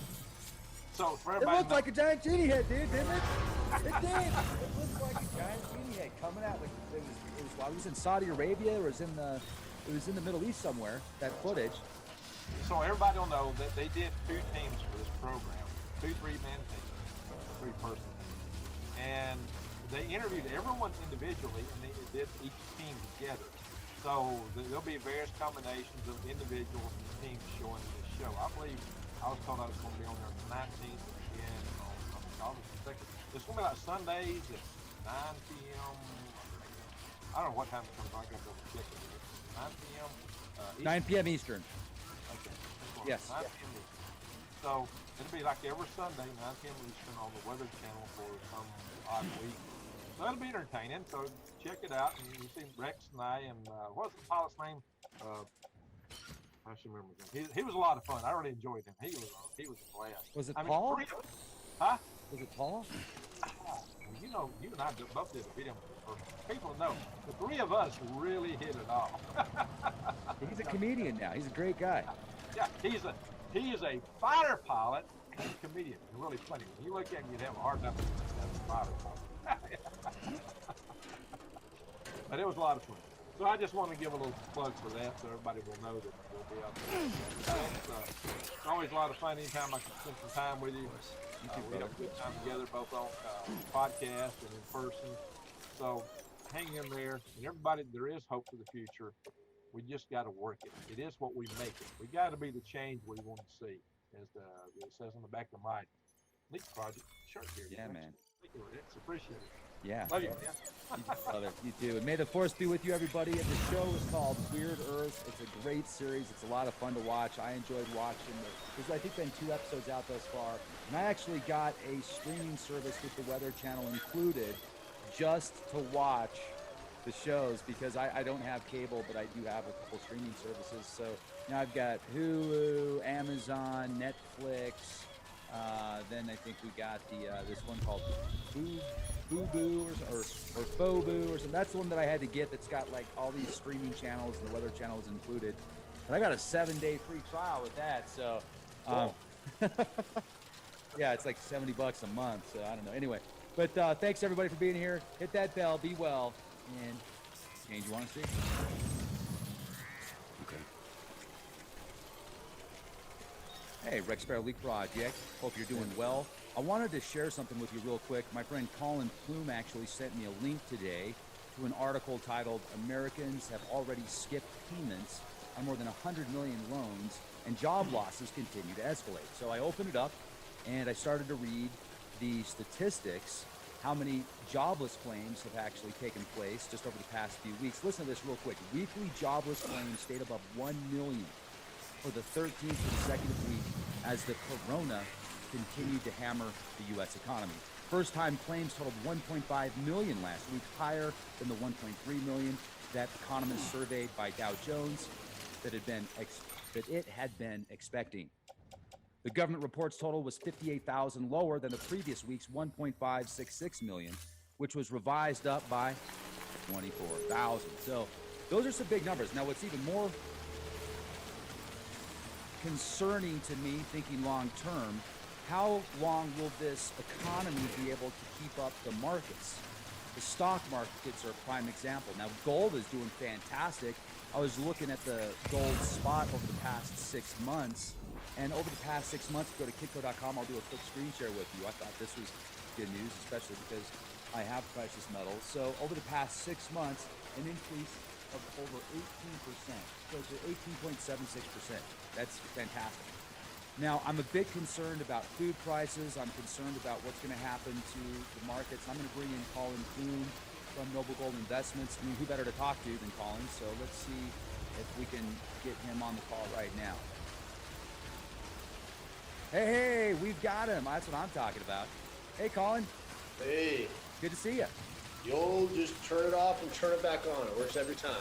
It does. It's kind of interesting that you said that because I'm talking about the markets, and you just said turn it off and turn it on. It works every time.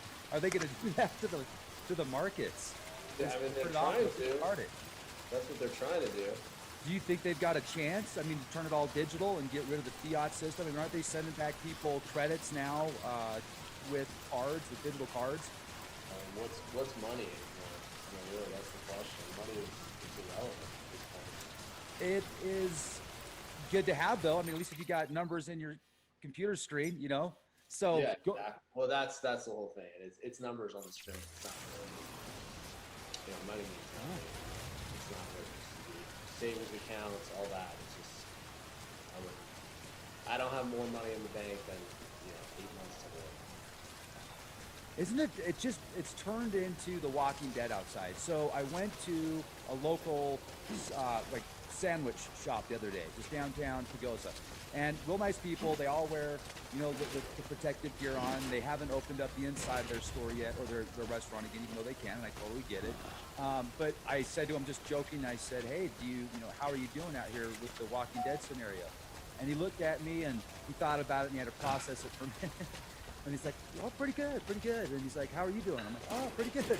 And people look at me funny, like, what is he talking about? And I realize when you ask questions like that, they're kind of vague, people will start to think without even really maybe consciously. They just pick up on it. And that's probably a good thing, right? Because that's why I don't go out of the garage that much, because people, I have a tough time relating.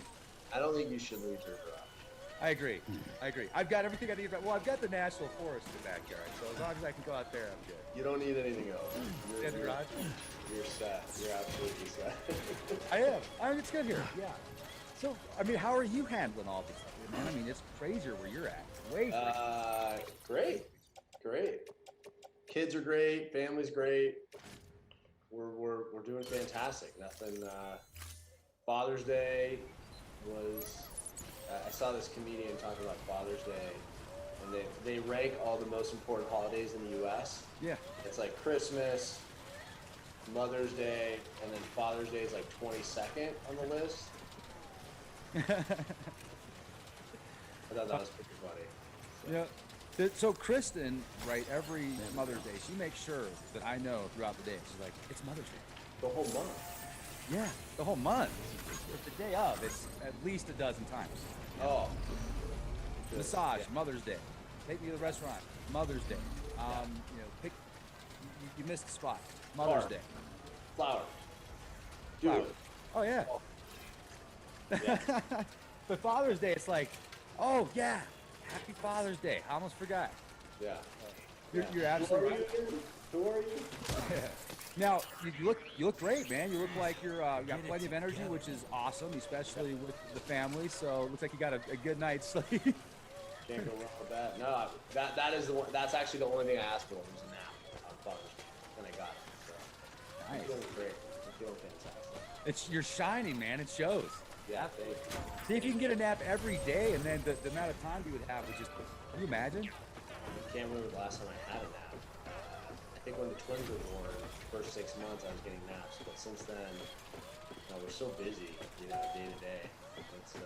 But also I don't want to miss anything with the kids. Like when they're up, I want to be there and be with them.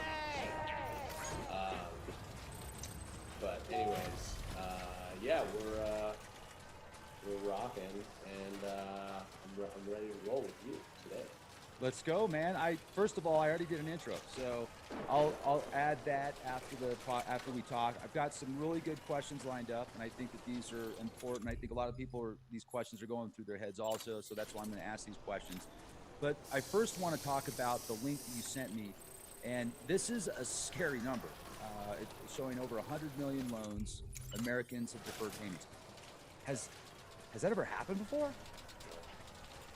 What does that mean? Like, let's talk about it. What is going to happen if these people continue to miss their payments? Mm-hmm. Where do we go? And I think that we're also missing the big elephant in the room. We were talking before the outbreak about these trillions of dollars that are being pumped into the markets. Trillions of dollars. Right. And it was real quiet. They're kind of keeping them down low. And now I've got my own questions about the way the media is pushing certain agendas. If they're doing it to hide the amount of money. The repo market that is just the huge elephant in the room. So let's talk about it, man. What is going on? Yeah. I mean, that's the thing. I think is that you can postpone mortgage payments for a few months, rent payments for a few months, but eventually there's a trickle down to who's holding that debt on those properties, and ultimately it comes down to eventually the banks are going to have to get payments on those mortgages, on those buildings that they're have loans on. You can't just tell people to not pay forever, because the government ends up just funneling all that money, and the government's running out of cash. I mean, any way you want to look at it, we don't have enough cash. The other thing that people aren't even talking about is what about all the taxable income that the government's going to lose from the last 4 months of people not working and businesses not running, for the most part. So, and that's a huge part of our economy. That's what keeps us going. It keeps the police department going. It keeps the fire department. It keeps the government. It keeps everything that protects us has to get paid by taxes, and there's not going to be much to tax, frankly, because no one was out there doing any trade. No one was working. Products weren't being made the same way they were before. Certain industries obviously were doing okay, but for the most part, the economy was shut down for the past 4 months. So there is a price to pay for that, and I think what it's going to be is I think you're going to see heavy inflation. I think that you're going to see higher taxes, as much as this this tax bill we had come in about 18 months ago. But eventually they're going to have to recoup that money that we're paying out, and so I think we're going to see a lot of inflation in a lot of different ways. Food costs are going to go up, cost of goods are going to go up, and we're going to have to figure out a way to pay for those things. What happens if we don't? Then we as a country go bankrupt. I mean, that's probably the thing that no one's ready to really talk about is the country bankrupt at this point. I would argue that it's been bankrupt for many years, and really it just comes down to when is the rest of the world going to realize that they can live without the U.S. And I think that we are a global superpower in terms of the economy, but also a lot of the wealth of the United States is held by a small amount of people. The control is held by a lot of, a very small group of billionaires and bankers. And so as a global entity, what do we really offer as a country when a lot of the wealth is handled by a few people? And I think that's the scary thing about where we are today, is that we're not in a position of strength, because a lot of the world is starting to become more self-sufficient with their day-to-day lives. And as more of those things happen, really, I guess the only thing we have is that we're this, we have this huge engine, this government, that's, we're in a lot of countries, we have our hands in a lot of, cookie jars, so to speak, and that sort of keeps us intertwined with people. But, China and a lot of these countries are trying to separate us, trying to, keep things more in-house. And I think that eventually we will see countries realize that we are bankrupt, and we're $23 trillion in debt. This can't continue forever. Oh, what was the repo market that they were talking about a lot more before the outbreak, and how many trillions of dollars? I mean, that it was. Are you talking about the housing market? It's like a repossession market on all repossessions, I think, not just houses. But I don't understand that very well. I mean, I think when the big one that people talk about is residential homes, commercial real estate. When are those things starting to? When are people going to stop making their payments? And they were starting to talk about it a little bit before the crisis, but now with people just basically not paying, people not paying rents. In a lot of places, if you look at the way the laws are set up, people can forego rents for years. So if they didn't pay rent for the last 4 or 5 months, or maybe they're not going to pay for a few more months, these loans are basically grants. They're going to go out for many years, and it really becomes difficult if the markets, the residential and the housing markets, really start to crash. It's pretty unlikely that these landlords are going to get a lot of these payments back down the road. So they're basically going to just take a loss on a lot of this money. And that just further goes into what I was talking about. These landlords taking a loss, obviously they're beholden. Most of these properties are owned by the bank somewhat. They're not able to pay their mortgage. So you have this cycle it's just not a good cycle. And you look at the stock market and everything seems great because you have a lot of companies really strong companies that have been able to profit through this time period. But Main Street is not profiting. Main Street is not doing well. That's why people are just kind of urging to get back out and buying goods and doing things on a day-to-day. But everything is going to get more expensive. The economy is not in a good place. I don't care what anybody says. This V-shaped recovery that they're talking about is not going to happen. It's not. And I'm very optimistic on the U.S. in general, but to say things are going to bounce back quick is pretty unrealistic. Yeah, and I'm looking at this article right now. This is a few months old, but do you remember when the Cheesecake Factory said that they rent April on all of their facilities and restaurants? That's wild. That's like the start of a trend almost when the media pushes it. It seems like, well, gee, I can't make where's this going to go with all these empty? They came out with that literally 2 weeks after the shutdown. And how can any big corporation not be able to cover rent for 1 month after, Cheesecake is one of the most profitable restaurants in the United States? There's not, listen, it's the bread alone at Cheesecake is fantastic. No, we're going in a different direction. But what I'm saying is that they are good. Big corporations like Cheesecake were looking for an opportunity to either push their agenda with the landlord or try to get their rent down, and I think that's why they were able to do that, because it doesn't seem realistic that less than 30 days after the shutdown that they couldn't afford to pay their rent. I'm glad you said that, because I didn't know if they were losing all sorts of money before that happened and they were on the verge of bankruptcy. That's why they said that. But you're saying that they were profitable. They were still open. They just weren't no one could go into the restaurants. They were still doing takeout, which obviously is not as profitable. No, I mean before the Corona. No, during they were fine before Corona happened. They were not near bankruptcy. Corona happens, they're still doing takeout. They just, obviously people weren't going into the stores. So you had this situation where they just said, well, we're not going to pay rent because, we're not as profitable as we used to be because people can't come in. And I just don't think that's, what people are looking for out there when they have these kind of agreements with their landlord. I think there has to be a little bit more of a give and take. I think everybody's just looking for an opportunity. I can't even tell you how many people have called me and said to me, are you applying for these SBA loans? And I say to them that, Noble Gold, we're doing good. The business is still moving. We're not a company that if I needed the SBA loan, of course I would apply for it, but I don't need an SBA loan.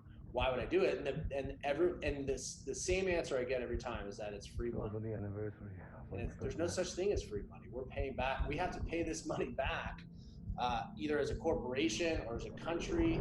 And I think it's really scary, this mindset out there of these people that just, and I've had a lot of wealthy business owners that I know that are in the same mindset. Well, why wouldn't I just take the money? And it doesn't make sense to me that if you don't need a loan from the government, these loans are set up for people that need it, that maybe you're keeping people on payroll that they couldn't afford. I mean, there's a lot of specific reasons why these loans are out there. Knock on wood, we're doing well as a business. We don't need it, and I'm not going to ask for it if we don't need it. It doesn't make any sense. Well, I think that shows a lot about your character and your morals and values, and that's a good name for noble values, Noble Gold Investments. That makes sense, and it doesn't really, that's what bothers me when I see these huge corporations that have plenty of money anyway, and they take advantage of the system. But at the same time, should I let it bother me? Because they're just like they're acting like Romans would in Rome. They're taking advantage of the system. So maybe it'll bother me, but then I'll be like, okay, how do I use that to my advantage? How do I say, okay, I'm going to play the game, and I'll find a way to profit off that as well. It just shows that, the reason that the thing that I look at it is that it just shows that the only thing you can do now to grow what people are thinking is you have to borrow money. That's the problem with the economy that we're in. Money is not worth anything anymore. So even though this loan, the person was telling me the loan is 3.75% over 30 years, and you can borrow all this money, all these large corporations are like, great, I'll borrow it and I'll get it out there and spend money. There's no, right now, the only way to grow and protect yourself is to get out and invest. The cash is done. Fiat money is done. It's never coming back. Low interest rates are here to stay. This is the world that we're in. So you have to be in assets that either can outpace that return, can protect you from a pullback. That's why gold has really just been off the charts this year. Everybody is just dying to get their hands on gold because they know that it's safe. They know that it's going to be here. They know it has a limited supply. So people that were typically putting money in a savings account are buying gold because they can't keep the money in the bank and make 0.5%. So we're in a really unusual world, unusual economy where you literally have to get most of your money out there invested to just survive. I mean, whereas before, 30, 40 years ago, I mean, everybody would keep 6, 8 months, 10 months, maybe a year in savings. Maybe they buy a CD. Those days are gone forever. And you hear these these sad stories about. I read the story about this kid that invested on I think it's Robinhood and really leveraged on some of these new apps. And this young kid accidentally did a trade, and he found out he was $700,000 in debt. He was in his 20s, and he basically committed suicide. And it's so sad because this kid in his 20s that probably had $150,000 in debt thought to himself, the only way I'm ever going to get out of this is I got to try to leverage. I got to try to pay all this debt back that I have. And do something extreme, and that's really what the economy has become. Is that you have these really far extremes where people just don't feel they can do just a safe return anymore because either they have school debt or they're just they're trying to catch up.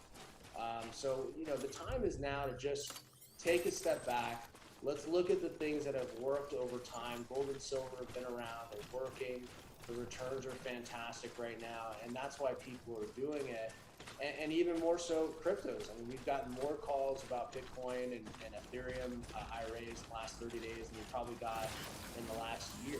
I mean, really, a lot of people have been calling us because they're just, they're buying gold, they want to buy Bitcoin. They're just trying to get away from all the money and all the equities. They're trying to get into new assets right now to kind of get a return that they're going to have.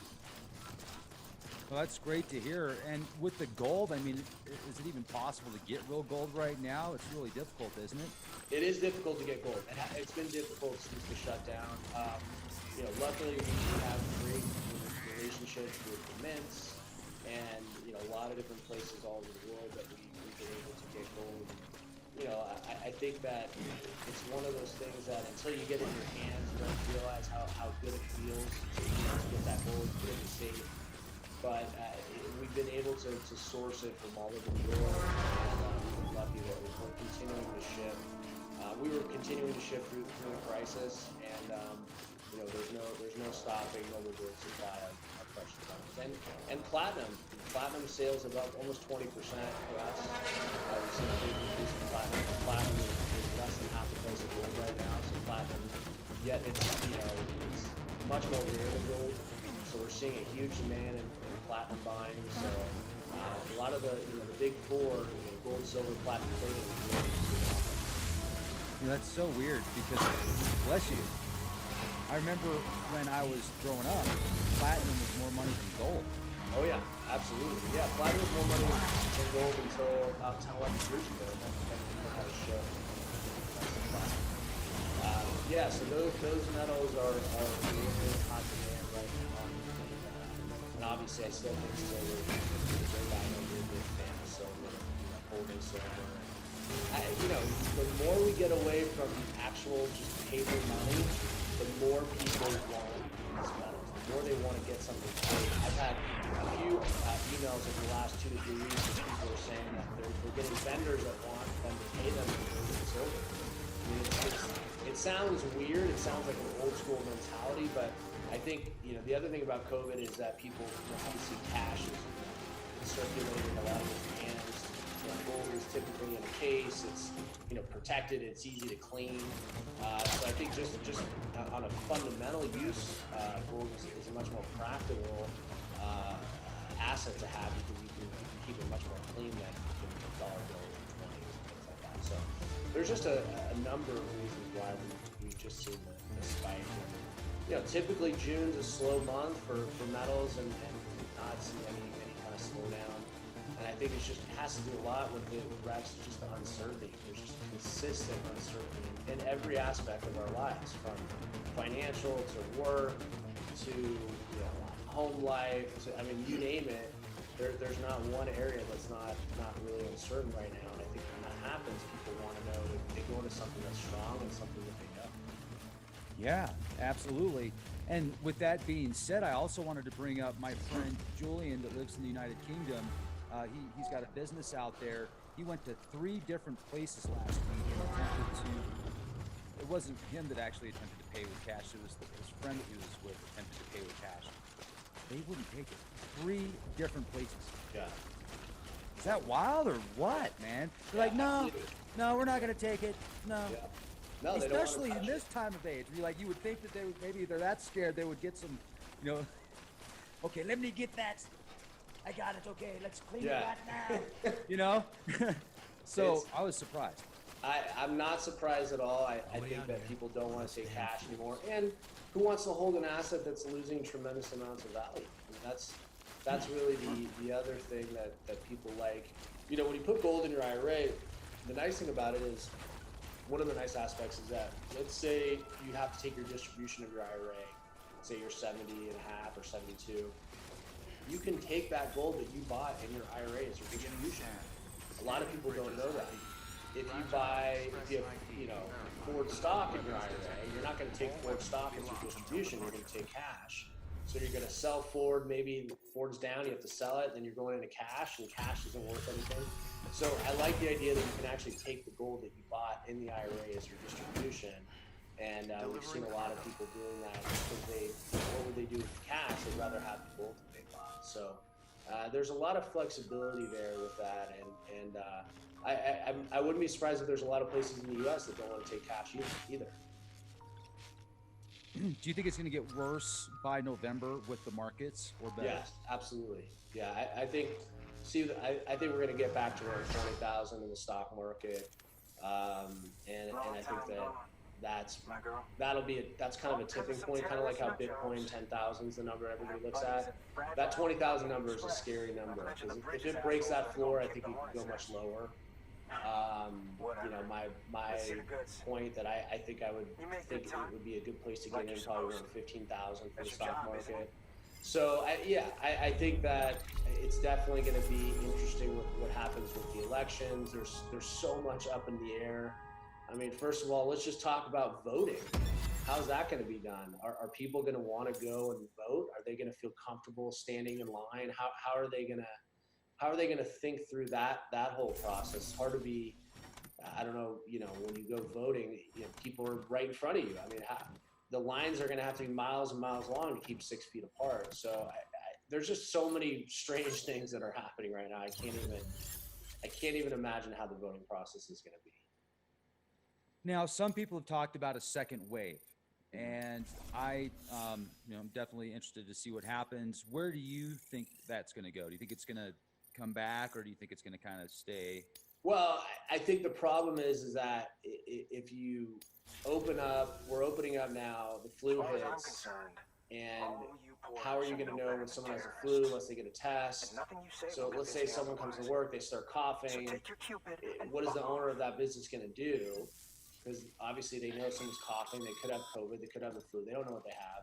They give them the temperature says they have temperature, Well, okay, still then. don't know what they have. Something Do tells you me send that if everybody we want to home? win Because anymore, everyone's we need to exposed. figure out what really I mean, happened what do to you that do? woman in the hologram. There's a lot of He seems to be interesting guiding the questions attack. that no one can really We answer. checked South Knot So City's I records, think, and there's no so you death have certificate work, for that's a going to be woman an issue. matching Then her the next thing is description. school. I've read Which is reports why I that asked schools Fragile are to saying look that into it. teachers that have any kind of Hey, illness Sam. are going to be sent home I was for up looking to 2 through my old weeks. client database. Well, and we how are the matched. schools I going to passed stay on open Mystery if Woman. every time a teacher gets And pulled, wouldn't that you there's know it, not enough a pretty teachers to close match fulfill popped that? up. Let's Facial say they voice. start sending the kids home. She's still alive. Who's going to take care of the Our kids? jugular's You know, grieving the for parents that nothing. normally go to work I doubt are he'll take now, on what are work they with going to do? him. They're not going to be able to go to work. So my opinion this He year just posted is going to another be order. a Probably just real trying to wash push on a our number of buttons. different levels, because May as well check the delivery corporations, terminal and see this what is he this is wants. going to be, if Trump can do it, convince people to hire. But as an employer myself, knowing that these are all these challenges we're going to have this year in the workplace, because you can hire somebody, but if they have kids, their kids, if their kids go home, that means they're not going to be able to work. I mean, there's a trickle effect to all these people having a cold or a flu or got it, if they have COVID. There's a lot of different things that on the day-to-day that get screwed up when you have all these people not being able to go to work. So I think that's going to have a negative effect on the markets and employment in general. Did you read that article about the hundreds of millions of dollars hundreds of billions of dollars the super rich have made during this outbreak? Yeah. Yeah. Whoa! It's like I think it was 300 and some billion, wasn't it? Yeah. Yeah. What the? Yeah. Well, it just there's people that can have the means and can kind of see through what's going to happen, and have the people. See, that's the problem. That's always been my problem with the stock market, is that these people have they have a team. They have a financial team that goes, okay, we're shut down. Where do we invest right now? Where do we put our money? And that team comes and gives you a proposal, and based on that proposal, you allocate money and you invest, right? You and I we don't have those teams. We don't have a team. Regular people don't have a team. So we don't have the ability to say, okay, well, where are we going to go next? We have to do the research ourselves. We have to make safe investments. And I think a lot of people, what they look to do is just kind of mitigate loss. That's why a lot of people are looking for safe investments, gold and silver. But to actually get out there and take these, monumental risks, you have to have the means to do it. And the average person doesn't have that. And I think we're really not built, in terms financially, education-wise in this country for people to take advantage of these situations. I mean, you and I have talked about this a lot, that, when was the first time someone talked to us about an IRA? When was the first time someone talked to us about stock investing? Probably not until our 20s or sometimes even in our 30s. So we're not really prepared to see these kind of opportunities and pounce, so to speak. And I think a lot of people just want to put their head in the sand and they just hope that things will work out.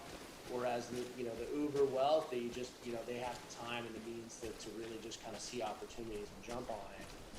But I'm hoping that now that more people are becoming self-employed, more people are listening to shows like yours and hearing what we're talking about today, is I hope that people realize that you can, there's lots of stories about people that started with 10 or 15 or 20,000 that turned that into $500,000 or $1 million because they really spent the time to focus on it.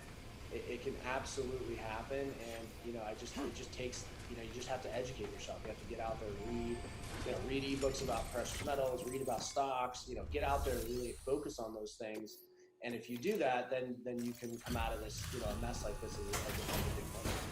No, this is absolutely, and I appreciate you saying that. I just wanted to give the headline from Business Insider. America's billionaires added $282 billion to their total wealth in 23 days during the coronavirus crisis, a report claims. I think there's another article that's talked about an even longer span and over 300 billion, but this one specific I pulled up when I did a Google search. And I also wanted to talk about the gold for a minute, because looking at gold prices, I'm looking at Kitco right now. Over the past 6 months, it's gone up 16.8%. That's solid, man. Gold is up 30% in the last 12 months. 29.5%. Wow. And that's the thing about gold, is it's just always been there. Going back to the Sumerian tablets thousands of years ago, the Anunnaki wanted gold. So it's got a pretty solid reputation. They were making people, they were drinking beers, and they were trading gold, according to the Sumerian tablets. Yeah, it's not surprising. Gold will always do well in these types of scenarios, and it will continue to do well. And I think, every big institution from Goldman Sachs to JP Morgan have all predicted gold at 3,000. Bank of America thinks gold's going to break 3,000 in the next 18 months, which is, if you think about a bank like Bank of America to say 3,000 where it is today, and that came out actually about 2 months ago, so they were already predicting, a big gain. But I think it's interesting because Bank of America doesn't really profit on gold, so it's interesting to see them recommending it. Yeah, that's very interesting. And I was also pulling up an article real quick. How many people own 1 Bitcoin or more? There's not a whole lot of people that own I'll one think Bitcoin about or joining more. the UCA Yeah, at a later date. it's true, I have and something because for you. a lot of it's held Token by, of my appreciation. you know, a lot of the Take Bitcoin it. are held by, I you know, insist. there's probably 100 people that hold probably, you know, 30 or 40% of it. A lot of the early adopters have kind of held on, and there's only going to be 21 million Bitcoin ever, so there's definitely a limited supply. I mean, if you compare that to So long, Sam U.S. Bridges. dollars, there's going to be, Thank there's 1.8 trillion U.S. dollars or notes in circulation. There's only going to be 21 million Bitcoin ever created, so it's definitely it's a cryptocurrency that has a limited supply. That's why a lot of people say it's very similar to gold. It has a lot of the characteristics of gold. And I've always said that the Bitcoin buyer is typically a gold buyer, just usually a little bit younger of a person, just kind of sees the future in the digital currency. But as it becomes more mainstream, I actually will retract that statement and say that the Bitcoin buyer could be of any age. I mean, I've even had, you know, grandmas, you know, send me notes, or, you know, they've seen me out, and you know, I remember a year ago, a lady saw one of the videos and came up to me and asked me about Bitcoin. She was, you know, I don't know how old she was. I didn't ask her because I'm a nice young man, but she was an older woman, and she was interested in Bitcoin. So I think it could be for any age and anyone that sees the future in digital money. Absolutely. Now, as far as the, I wanted to go back also to another article from Russia Today. Gold prices surge as global corona fears shake the market confidence. The amount of gold that they're mining right now, can that keep up with the current demand? No, because they had a 4-month shutdown. So they you know, maybe they were working at 20% capacity. Plus the mints were also shut down for a significant amount of time. Now I think, you know, gold, all the mining in the world only increases the gold supply by about 1% per year. I've been reading reports from the World Gold Council that say maybe it's going to go up by 0.5%, just in terms of just this year. So it's a very small amount that they're able to mine on a year-to-year basis. And you know, I think there'll be more money put into mining now that we're starting to see the price move, but it takes a long time to allocate the equipment, labor, and, you know, everything that takes to do a successful mining mission. But I think we're going to be well below the normal amount of mining for 2020. Okay. Now, I wanted to go to the food prices real quick because Kristen went to get a pound of ground beef at the Walmart the other day, and it was $7.99 a pound for ground beef. I mean, it like shot up like $2 a pound just in a very short amount of time. Is it doing the same out there in California? Yeah. Oh yeah. Absolutely. Yeah. We're seeing price. I've seen it even higher. Fruit, you know, those types of things have gone up. You know, a small carton of strawberries, you know, $4.99. Now we're like close to $6. I mean, all those items, the prices have gone up significantly, and yeah, so it's, you know, the inflation's coming in a lot of different ways. As I mentioned, it's not just going to come in the CPI index of the government reports. It's all the day-to-day goods that we're Our buying. favorite junk dealer is at it again. Now, I'm going to leave a link in wants us the to description scan box and for your scrap and YouTube other channel materials because you and do ruins updates outside almost South Dodge daily. I City. was actually watching your video Oracles today, and are they're no less usually than just 60 a quick couple of minutes kilos. and The more great the better, information. he says. But how's that going for you? Ruins are part It of seems an like you're old really section enjoying of it. South Yeah, I Dodge love. Yeah, it's avoided fun. I mean, it's nice to get out there and just, you know, if I have a quick thought or idea, to just kind of get it out there a little bit quicker to people, and you know, I get to spend some time and talk about one of our most popular series is we talk about, there's like 6 billionaires that have been buying gold pretty heavily for the last 2 years or recommending gold. So we kind of break down each of those billionaires and why they're buying gold, because I think everyone's sort of fascinated as to what they're doing. Obviously, if they've gotten to that status of wealth. So it's been good, and even on a very granular level, we were able to talk to people about, you know, metals that we don't always talk about, which is platinum and palladium, and, you know, so we go into a lot of things that we can't go into in these interviews, industrial demand, things like that. So if someone wants to learn, they don't want to read a gold guide, or you know, maybe they need time to watch videos, you know, check out those videos, spend some time, and I think they can get a lot of education just from you know, a few minutes a day. Cool. Okay, so you got the videos, you got the books that you're giving out, the ebooks as well. Just click the link. And then is there anything else that you wanted to maybe talk about before we finish this up? And I got to say thanks for all the information, man. Yeah, absolutely. I just say, you know, our also the last thing is if you just want to call in and talk to somebody, you know, everyone there has been trained by myself. We do constant updates and trainings, and we're in the business of customer service. We're here to answer questions. I think the thing that people always like about Noble Gold is our patience. You know, we're in this for the long term, and you know, we want to be with you for the long term. So feel free to give us a call if you just have a few questions. We'll get the information out, and I think you'll find that it's educational, and you know, if nothing else, it's a good way to learn about something new. You know, clearly you have patience because you put up with me, so I got to say thank you for that. And I wanted to show this just real quick to kind of put into perspective. So you type in real quick Dow Jones, do a Google search. This was the price June 24th, 2019, 26,727.54. Look at it today.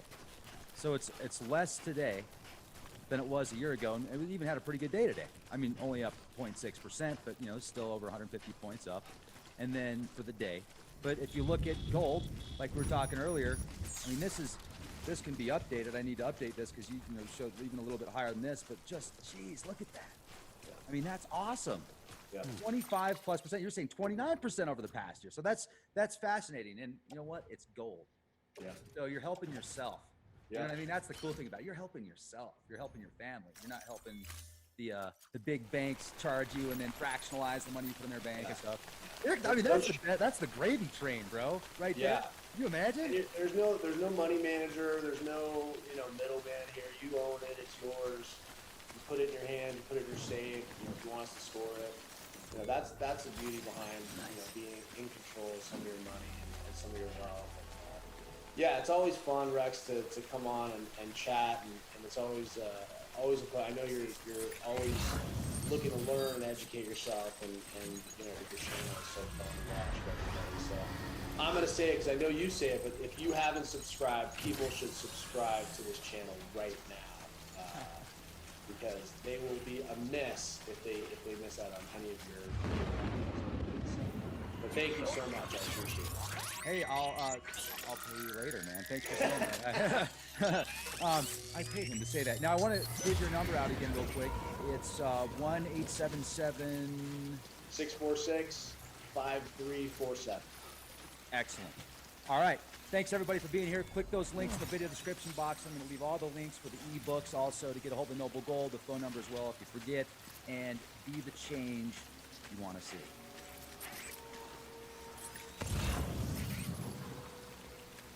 The United States is holding the biggest war drills in the South China Sea amid clashes with India and China.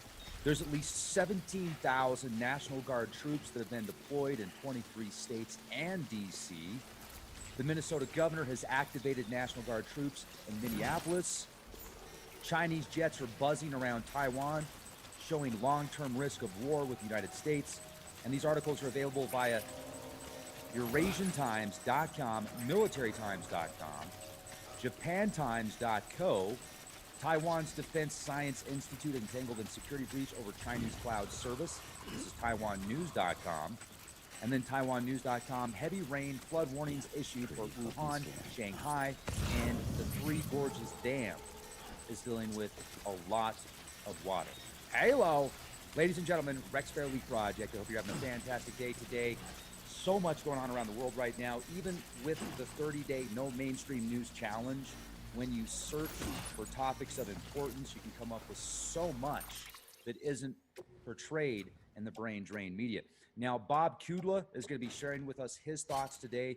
He is extremely knowledgeable when it comes to security and when it comes to finances and when it comes to the grand solar minimum and the different sun cycles and food shortages.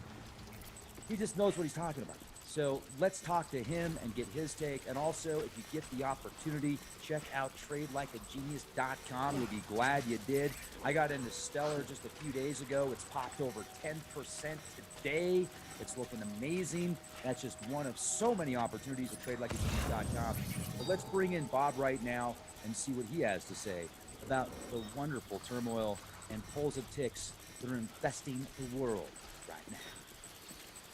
Well, gee, Bob, I mean, there is so much going on right now. I'm taking the 30-day no mainstream news challenge, but even doing that, I'm finding more news that seems a lot more important in alternative platforms. So instead of finding some bait type material where they're trying to get you upset about the pigmentation of somebody's skin, this is actually stuff that seems to be like, well, as an example, U.S. to conduct biggest war drills in South China Sea amid India-China border tensions, and that's Eurasian.com/US. I didn't even know about this. Like, what's going on? And thanks for being a guest on Loot Project. It's good to see you. Yeah. Hey, thanks for having me. But well, look, China is not really sure what's going on inside there, but they're definitely looking to cause some external grief. Not only is they're poking at Taiwan, they're trying to reabsorb Hong Kong. They threatened Australia. They actually attacked India. You know what they're doing with the Uyghurs, right? And then even little old Bhutan, they're starting to say there's a border dispute with them. So they're creating a lot of this external woe is me, probably because their domestic environment is so suspect right now. And so I think the United States is in there basically, showing China, saying, hey, if you want to go after Taiwan, we may have something to say about it. And, but, I think they're pretty foolish because the Taiwanese have basically very strong second strike capability. They have over 10,000 missiles. And the Chinese have no effective counter missile, capability. So they may be able to obliterate, the Taiwanese island in terms of just raining missiles down on that. But the Taiwanese will be able to get off a few thousand of their missiles first, before they get destroyed.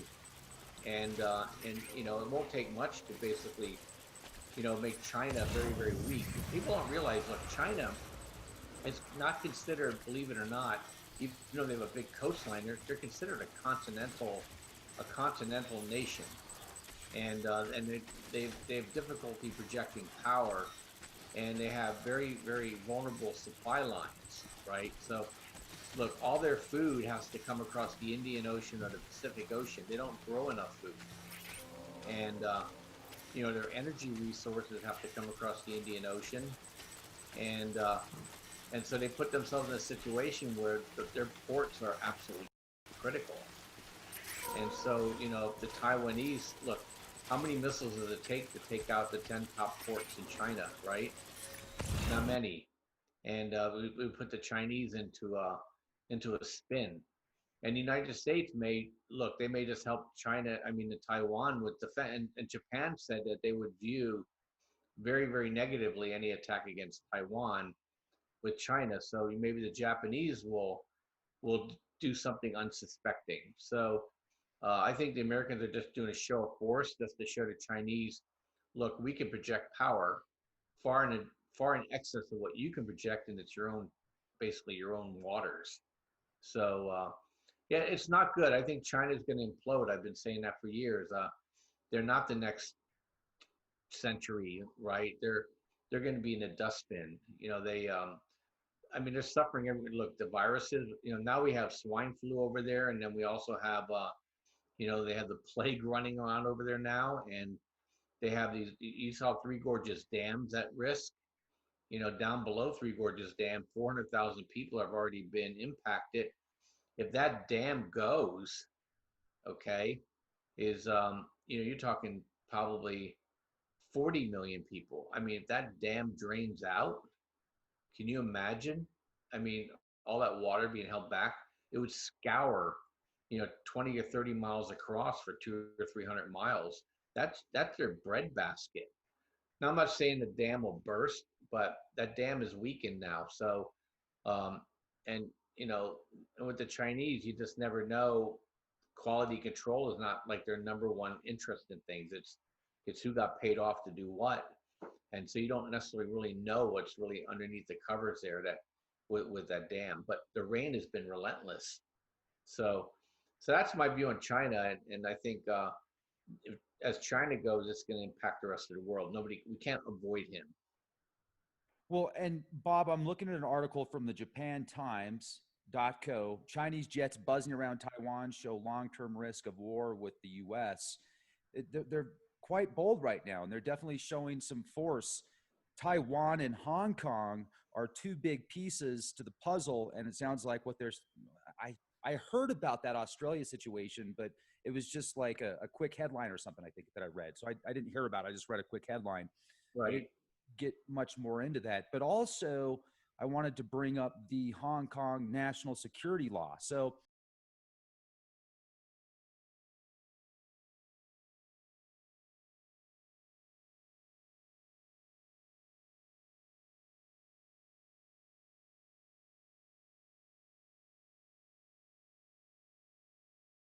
in Hong Kong are two big pieces to the puzzle, and it sounds like what there's.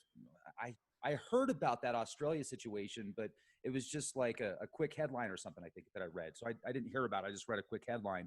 Right. Get much more into that. But also, I wanted to bring up the Hong Kong national security law. So do you think that they're at a point where they might go out and expand their territory? We'll use that verbiage. Yeah, they basically took over Hong Kong. So Hong Kong's basically lost. However, Hong Kong has $400 billion of US dollar reserves. So we may depeg the Hong Kong currency against the dollar, right? And what does that mean, Bob? I'm sorry, I've never heard that term. Hong Kong keeps their dollar even with ours. So, right now, that's China's only external way of controlling their currencies inside. So, if we start putting pressure on the Hong Kong dollar, it makes everything China has to import that much more expensive. And they're running out of dollars in China. So, and they may cause their whole yuan to pop in value. And, maybe say, well, that's great for their exports, but they import stuff, then they add value and they export it. So it's going to make their stuff too expensive. And, food and oil will go up in price too. So that's a problem for them. And the next question I have is about the heavy rains. Again, I want to talk about that. So Wuhan, Shanghai, flood warnings issued for major cities below the Three Gorges Dam. This is Taiwan news. And there are a multitude of dams underneath that specific dam, the Three Gorges Dam, that have been at maximum capacity and are overflowing right now. This could get a lot worse, couldn't it? Yeah, I mean, it's potential biblical. So, that's, they say they counteracted for a 500-year flood, but, really, did they? So it's hard to say, you have to look at the dam edges to see if it's weakening around the edges. And if it starts to weaken those edges, or they just turn off they basically just open the floodgates and just relieve pressure above the dam, which will put pressure on all the other dams and all the other communities below Three Gorges. So it's a problem.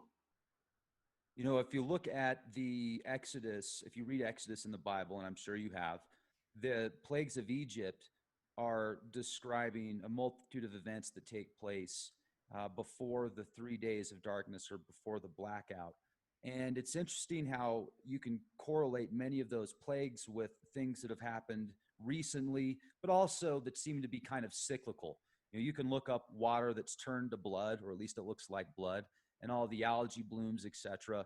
The plagues of locusts that we're dealing with right now, or not us personally, but the world is dealing with it. And also the cattle, the livestock deaths, big time. Over the past couple of years, that's been a nightmare. So many of these things, I'm almost wondering, are they using this as a blueprint in the media to kind of connect to people's subconscious level and just get the most they can out of people and keep them in that fight or flight mode as well? Seems to be working for them.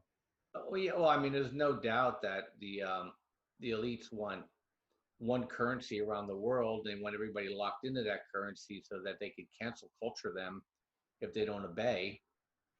and they tried it with climate change, that didn't work. So now they're trying it with they took the level up with these pandemics. And if you notice, I was laughing with somebody. I said, "Oh, COVID's going away. Swine flu and the bubonic plague are up for 2021." So they're just going to keep throwing stuff at people, and try to just keep taking more and more power. And so, yeah, I don't doubt it. I mean, that's how it all ends anyway, with one man controlling one currency, right? That either opt in or opt out. And so, but from the near term, if you look at it, China is the one that has the most to lose at the moment. You're talking about the locusts. The locusts are coming over off of Ethiopia. They're into Pakistan. They're on the border with Western China right now. So, those locusts can rip right on through China. And, with these floods and with the locusts and with the pandemic, and they're trying to fight with the United States. And, China in 2 years may not even survive as a nation. So all we need now is a few volcanic eruptions here to turn this into a global, solar minimum cooling event, and it's Katie bar the door. Bob, have you seen the graphs that I presented the other day with Diamond Dave from Oppenheimer Ranch, where we're looking at the solar cycles? Yeah, so actually the Carrington event came during a global solar minimum. So the solar flares are the most intense during the minimum. That's when you have the most intense, basically solar flare activity, is when you have a minimum of sunspots. So when you have a solar maximum, it just means more sunspots. It doesn't necessarily mean more flaring. And so, or what's called coronal mass ejections. So that's what, and those can come at any time, Dave. It's just that the most intense ones have come during minimums, not during maximums. It doesn't mean that we don't go through a what's called an upswing solar cycle, because we do every 11 years for it to switch back and forth. I just don't know, what they're predicting in terms of the number of sunspots. I'll send you the chart. Take a quick look at it and tell me what you think, because it's quite compelling that it shows the next cycle we could be at a position similar to the Carrington event. Well, it could be. I mean, that was 1850 something with the Carrington event, and that was during the transition from the cooling phase to the warming phase that we just ended, in the last 10, 12 years. So I don't doubt these transition points could be pretty intense. But from a solar minimum standpoint, is these next solar cycles are going to continue to weaken, I think, all the way through like 2050, with 2030 being the one. That's why Dave Devine always says, basically 2030 in his thing. That's when he thinks it's going to be the most intense, in terms of impact on the earth for this cycle. And then from there, we can go into a Maunder minimum or something like that, where we go for 150 years like this. I mean, look at Australia right now. Australia is under snow. They talked last week about the Arctic being on fire. Well, it's snowing everywhere where they're saying it's supposed to be on fire. You look at the Northwest United States. I mean, it's snowing in Montana and Idaho in June and July.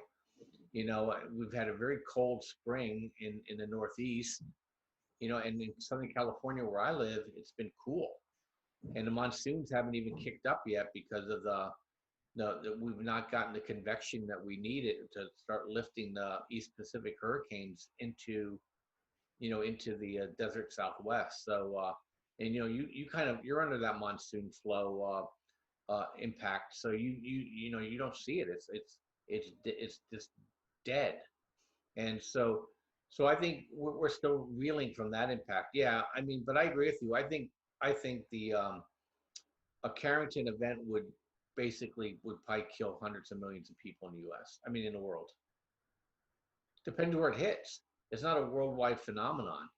So, if that thing hits, dead center U.S., dead center Europe, or dead center China, it's Katie bar the door. Now, if that thing pops in the Pacific Ocean, or the Atlantic Ocean, not so much.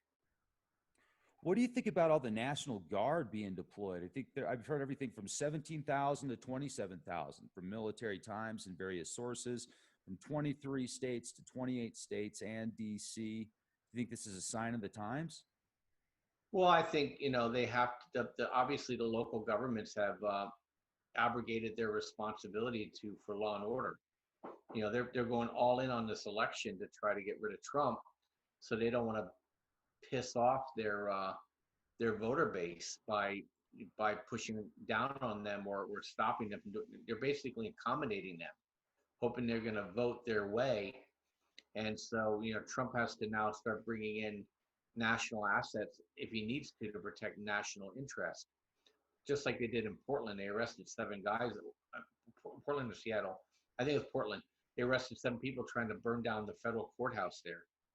You know, those people are idiots. I mean, they're going to jail for years. You know, it's not you get out on bail and you're or probation. You know, you get sentenced, federal sentencing. You have to serve 85% of it before you go on parole. Okay. And so, and these people are, you know, these are 3 to 5 to 7 year kind of sentencing. So if you notice, those things have started to calm down. Trump says, hey, federal law and statutes, guess what? Statutes aren't getting burned down anymore, right? You know, we arrest some people in Seattle, we arrest some people in Portland. Guess what? That's died down.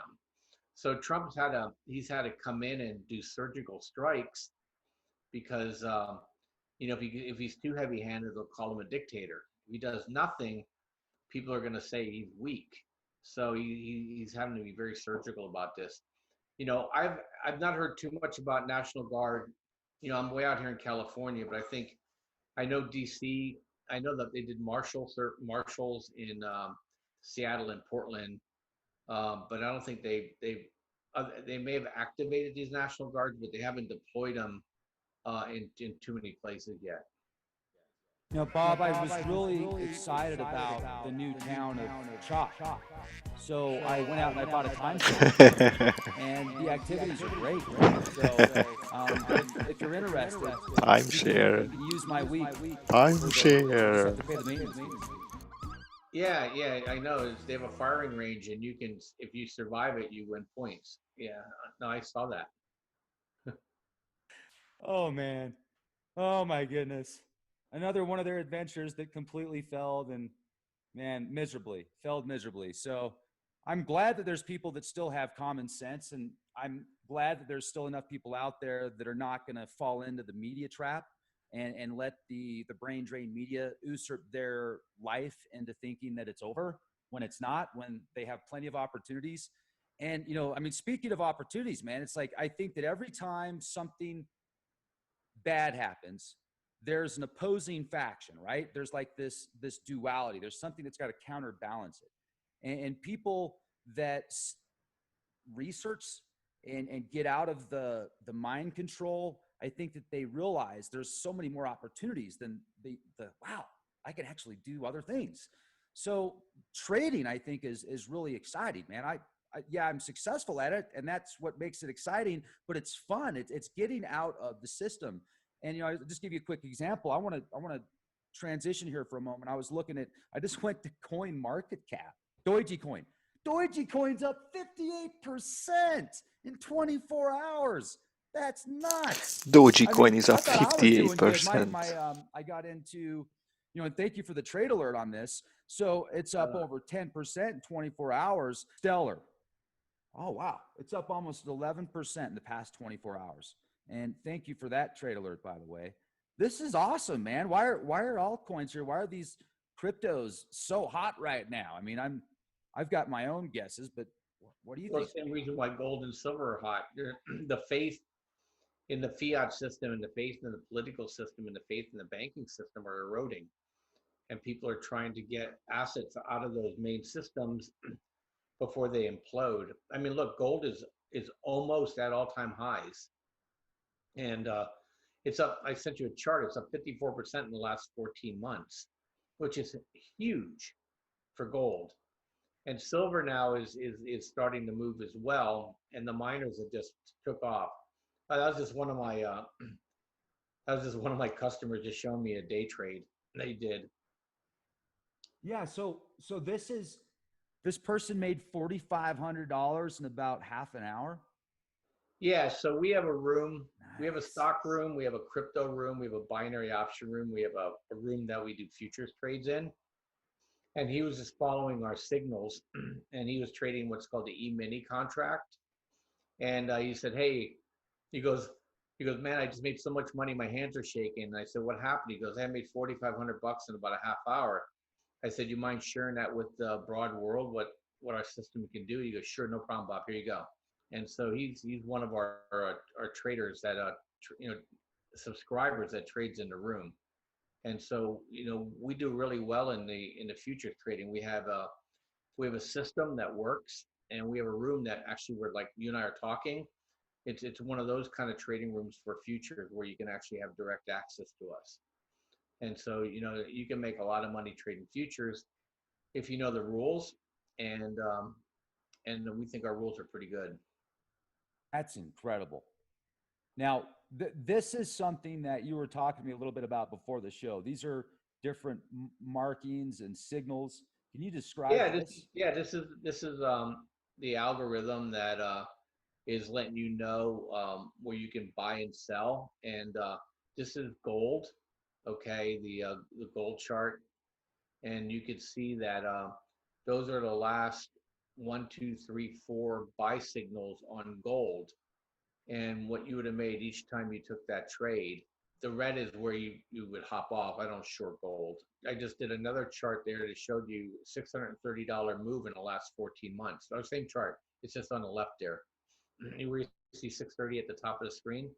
That's how much gold has gone up in the last 14 months, which is astounding. That's showing you the pressure on the fiat system if gold can start moving like that. And it's so close. It's so close to breaking out. When it breaks out, then we think gold's going to go to 2,900. We've always said, and you and I have been talking for almost 3 years now. I always said that this is the year gold's going to hit 2,000, and it looks like we're right on path. And then we're going to go to 2,900 in 2021. Oh, that's awesome. Yeah, that's what I'm talking about. Now, I want to show a couple more of these. So this is from 8:05 a.m. Thanks, Bob, and all of you for making my first month in the trade world a success, reached my goals, and then some. That's awesome. And then some. That's what I'm talking about. Yeah, I put that out there because people always ask me, "Hey, how long does it take for you to get up to speed trading with us?" And I always tell people 4 to 6 weeks, because we teach people how to trade, but we also give you trade signals. And, we also have you access to the trading room. So you can actually start taking trades right away. I have another guy that just started like 2 weeks ago, and he already used the system to find his own trade. And, up like 13, 14% on a trade. So, we just teach you the rules. There are rules to follow in trading that are solid, and you just take those. Yeah, and this guy here, he's been trading with us for like 6 months. He lost a lot of money beforehand, and he just grinds money every day with us, and he makes money every day, and he sends me a note every time he has a good day, and he just said, "I'll never leave you guys." What are we looking at here? He's just showing you the amount of money he made. How much? That's the same guy. How much money he made with trading with us since he joined us. So he didn't do very good before he joined you here. It looks like. Look at the bottom. That's what he did with us. Keep going down. 21,879, 7.53% gain, and that was the short term. Yeah, and then before us was the long term.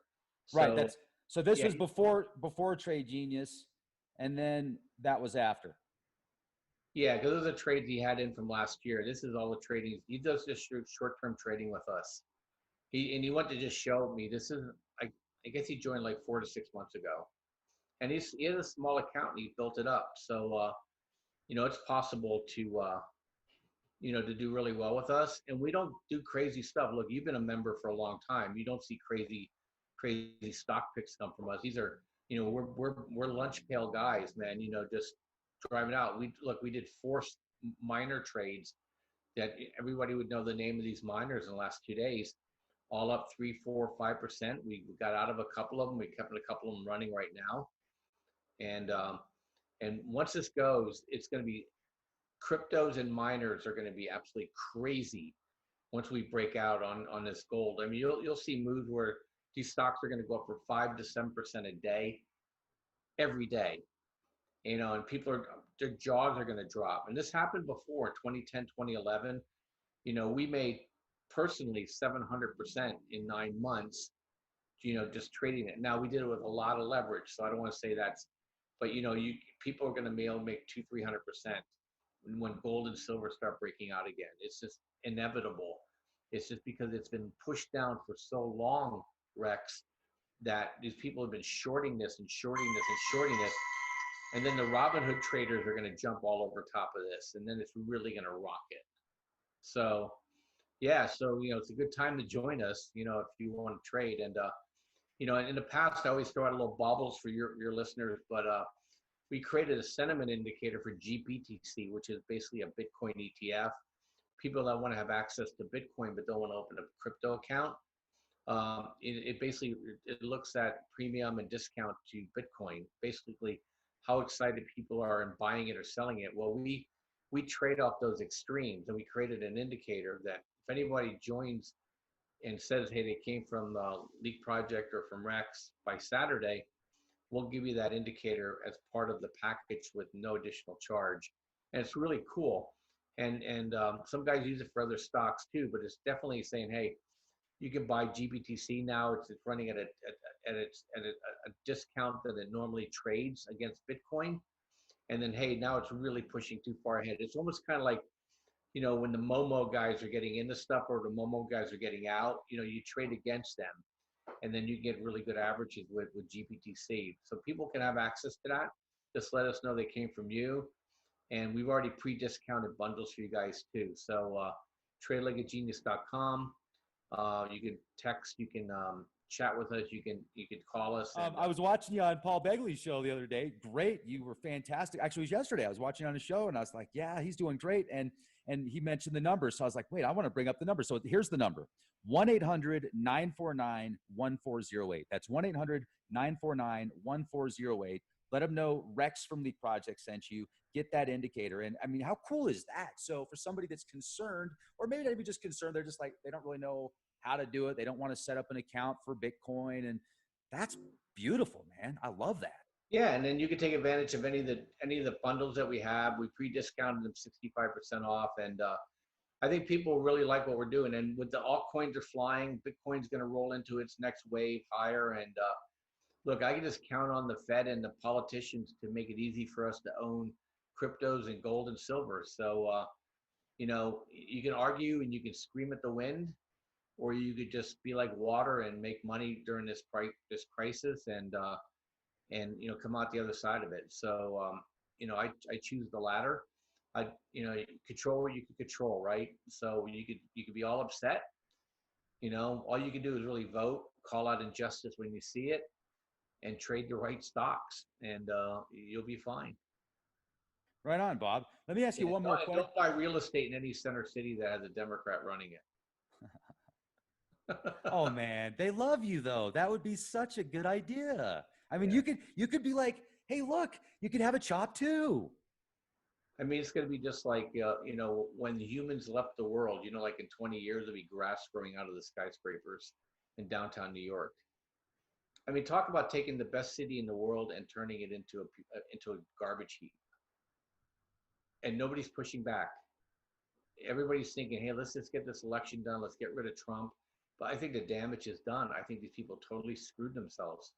The people are not stupid. People are bailing out fast from those cities. Especially the rich. The rich are targets. Why would you run around the city with a nice car and somebody sees that car? Hey, that's my car now. So I would, any big city, I'll never go to a big city again. Yeah, they get the security forces to stand down. The police shuts down. They say, okay, fine. You don't want us to work. You're not going to pay us. You want to do what you want to do? Go ahead. We'll kick back and watch. It's amazing how Chop was calling the police to come help him out when things were going wrong. But wait, what? How does that come on now? You should take care of yourselves. It's the land of the free, man. Well, it just shows, Chop's there and Chop. Yeah, it just shows you the level of cognitive dissonance there is. I mean, they so believe in what they're doing is morally right that the police should do the job when they call them, but not when anybody else does. Just insane. So bizarre. Okay, let me ask you one more question before we finish up, and thank you for being a guest here at Leak Projects. It's always great to talk with you. So if, let's say I called you up and I was like, all right, I want to figure out how to set up these ribbons and these signals, and I've got these 15 different cryptos and stocks and miners that I want to set up. Like, do you have an individual course for people that could call up and do that? Or is it a part of a group course, or how does something like that work? Is that on the website? Yeah, so what we do is anybody that joins any of the bundles, you get basically a 12 lesson course that will, as part of it, that are like 2, 3, 4, 5 minutes each kind of thing. Talk about just like that. How to set up the ribbon indicators, how to set up a watch list, how to set up alerts, how to use the system, what are the components of the ribbon system, and then once you get all through that, if you still need help, you can upgrade and get like a boot camp kind of, support where Matt will go through and give you an orientation, and then I'll pass them on to myself or to Phil or another gentleman that we have to do some coaching. And or you could join the VIP room, or that's the futures trading room, where you can ask really any question you want. You don't have to trade futures, and you can just get in there and say, hey Bob, how about this? Hey Bob, how about this? Hey Phil, what about that? We just answer questions all day long, and we're like we're talking, not typing stuff.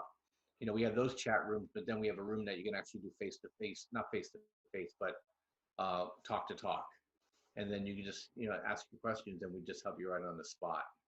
So yeah, that way you get up to speed really fast. Yeah, so we did that on purpose. So people join us and are like, okay, now what? Well, guess what? Here's your plan. Here's your orientation plan, and it'll take you about a week to go through all the classes. But in the meantime, you can be there all day long. And once you get your brokerage set up or whatever, you can start trading the signals right away. And could you think of a better time to get into it? No, I mean, yeah, like yesterday. I mean, Yeah. literally this year, disruption's always good for trading. So when things are kind of calm, you can't make the money you can make when things are disrupted. Okay. And this is 2020 is a year of absolute disruption. Now we had the big sell-off, then we had the big relief rally, and now we're going into this blow-off situation now with gold and silver and cryptocurrencies. So and what I would call, and even the other commodities, what I would call the physical commodities versus the financial assets, that's the next shoe to go. And so, yeah, I mean, we're talking life-changing opportunities in terms of, and not just with me, I'm not like just pitching my book. I mean, there's life-changing opportunities right now with gold and silver miners. I am so stoked. I'm moving more money out of cash into some of these positions now because I see it as it's ready to roll. Great. Well, thanks again, Bob. Hope you have a fantastic week, and we'll talk again soon. Let's do this again in a few weeks. Yeah, thanks for having me. Absolutely. Thanks for being a guest. Thank you, everybody, for being here with us. Check out tradelikeagenius.com. Check out the opportunities. Be excellent to each other, and be the change you want to see. Do aliens walk among us? Are aliens the progenitors of artificial intelligence to take over our divine connection with source?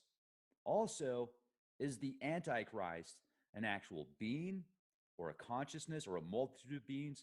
We're going to discuss this and more at the Aliens, AI, and the Antichrist conference, which is coming up July 17th. I'll leave a link in the video description box if you'd like to watch this. There's going to be some heavy hitters at the event. L.A. Marzulli, Russ Dizdar, Steve Quell, Mike from around the world, and Council of Time. I will be there speaking. I've got a great presentation I'd like to share with you. Also, Pastor Mark Biltz, Pastor Paul Begley. And let me just give you a quick rundown on my presentation. I've probably got 50 or so slides that I'd like to share with you as well for a visual connection. And we're going to look at the manipulation of mankind through genetics. I'm going to show you specific white sheets and data points that show how this is taking place. We're also going to look at the manipulation of the food supply, the water supply. We're going to look at forever chemicals now being allowed into the environment without having to notify the public as long as it's at a certain percentage. And remember, these forever chemicals do not break down. That's why they're called forever chemicals. They're not good, folks. We're going to look at the other chemicals that can be linked to carcinogens that are sometimes put in packaging as well.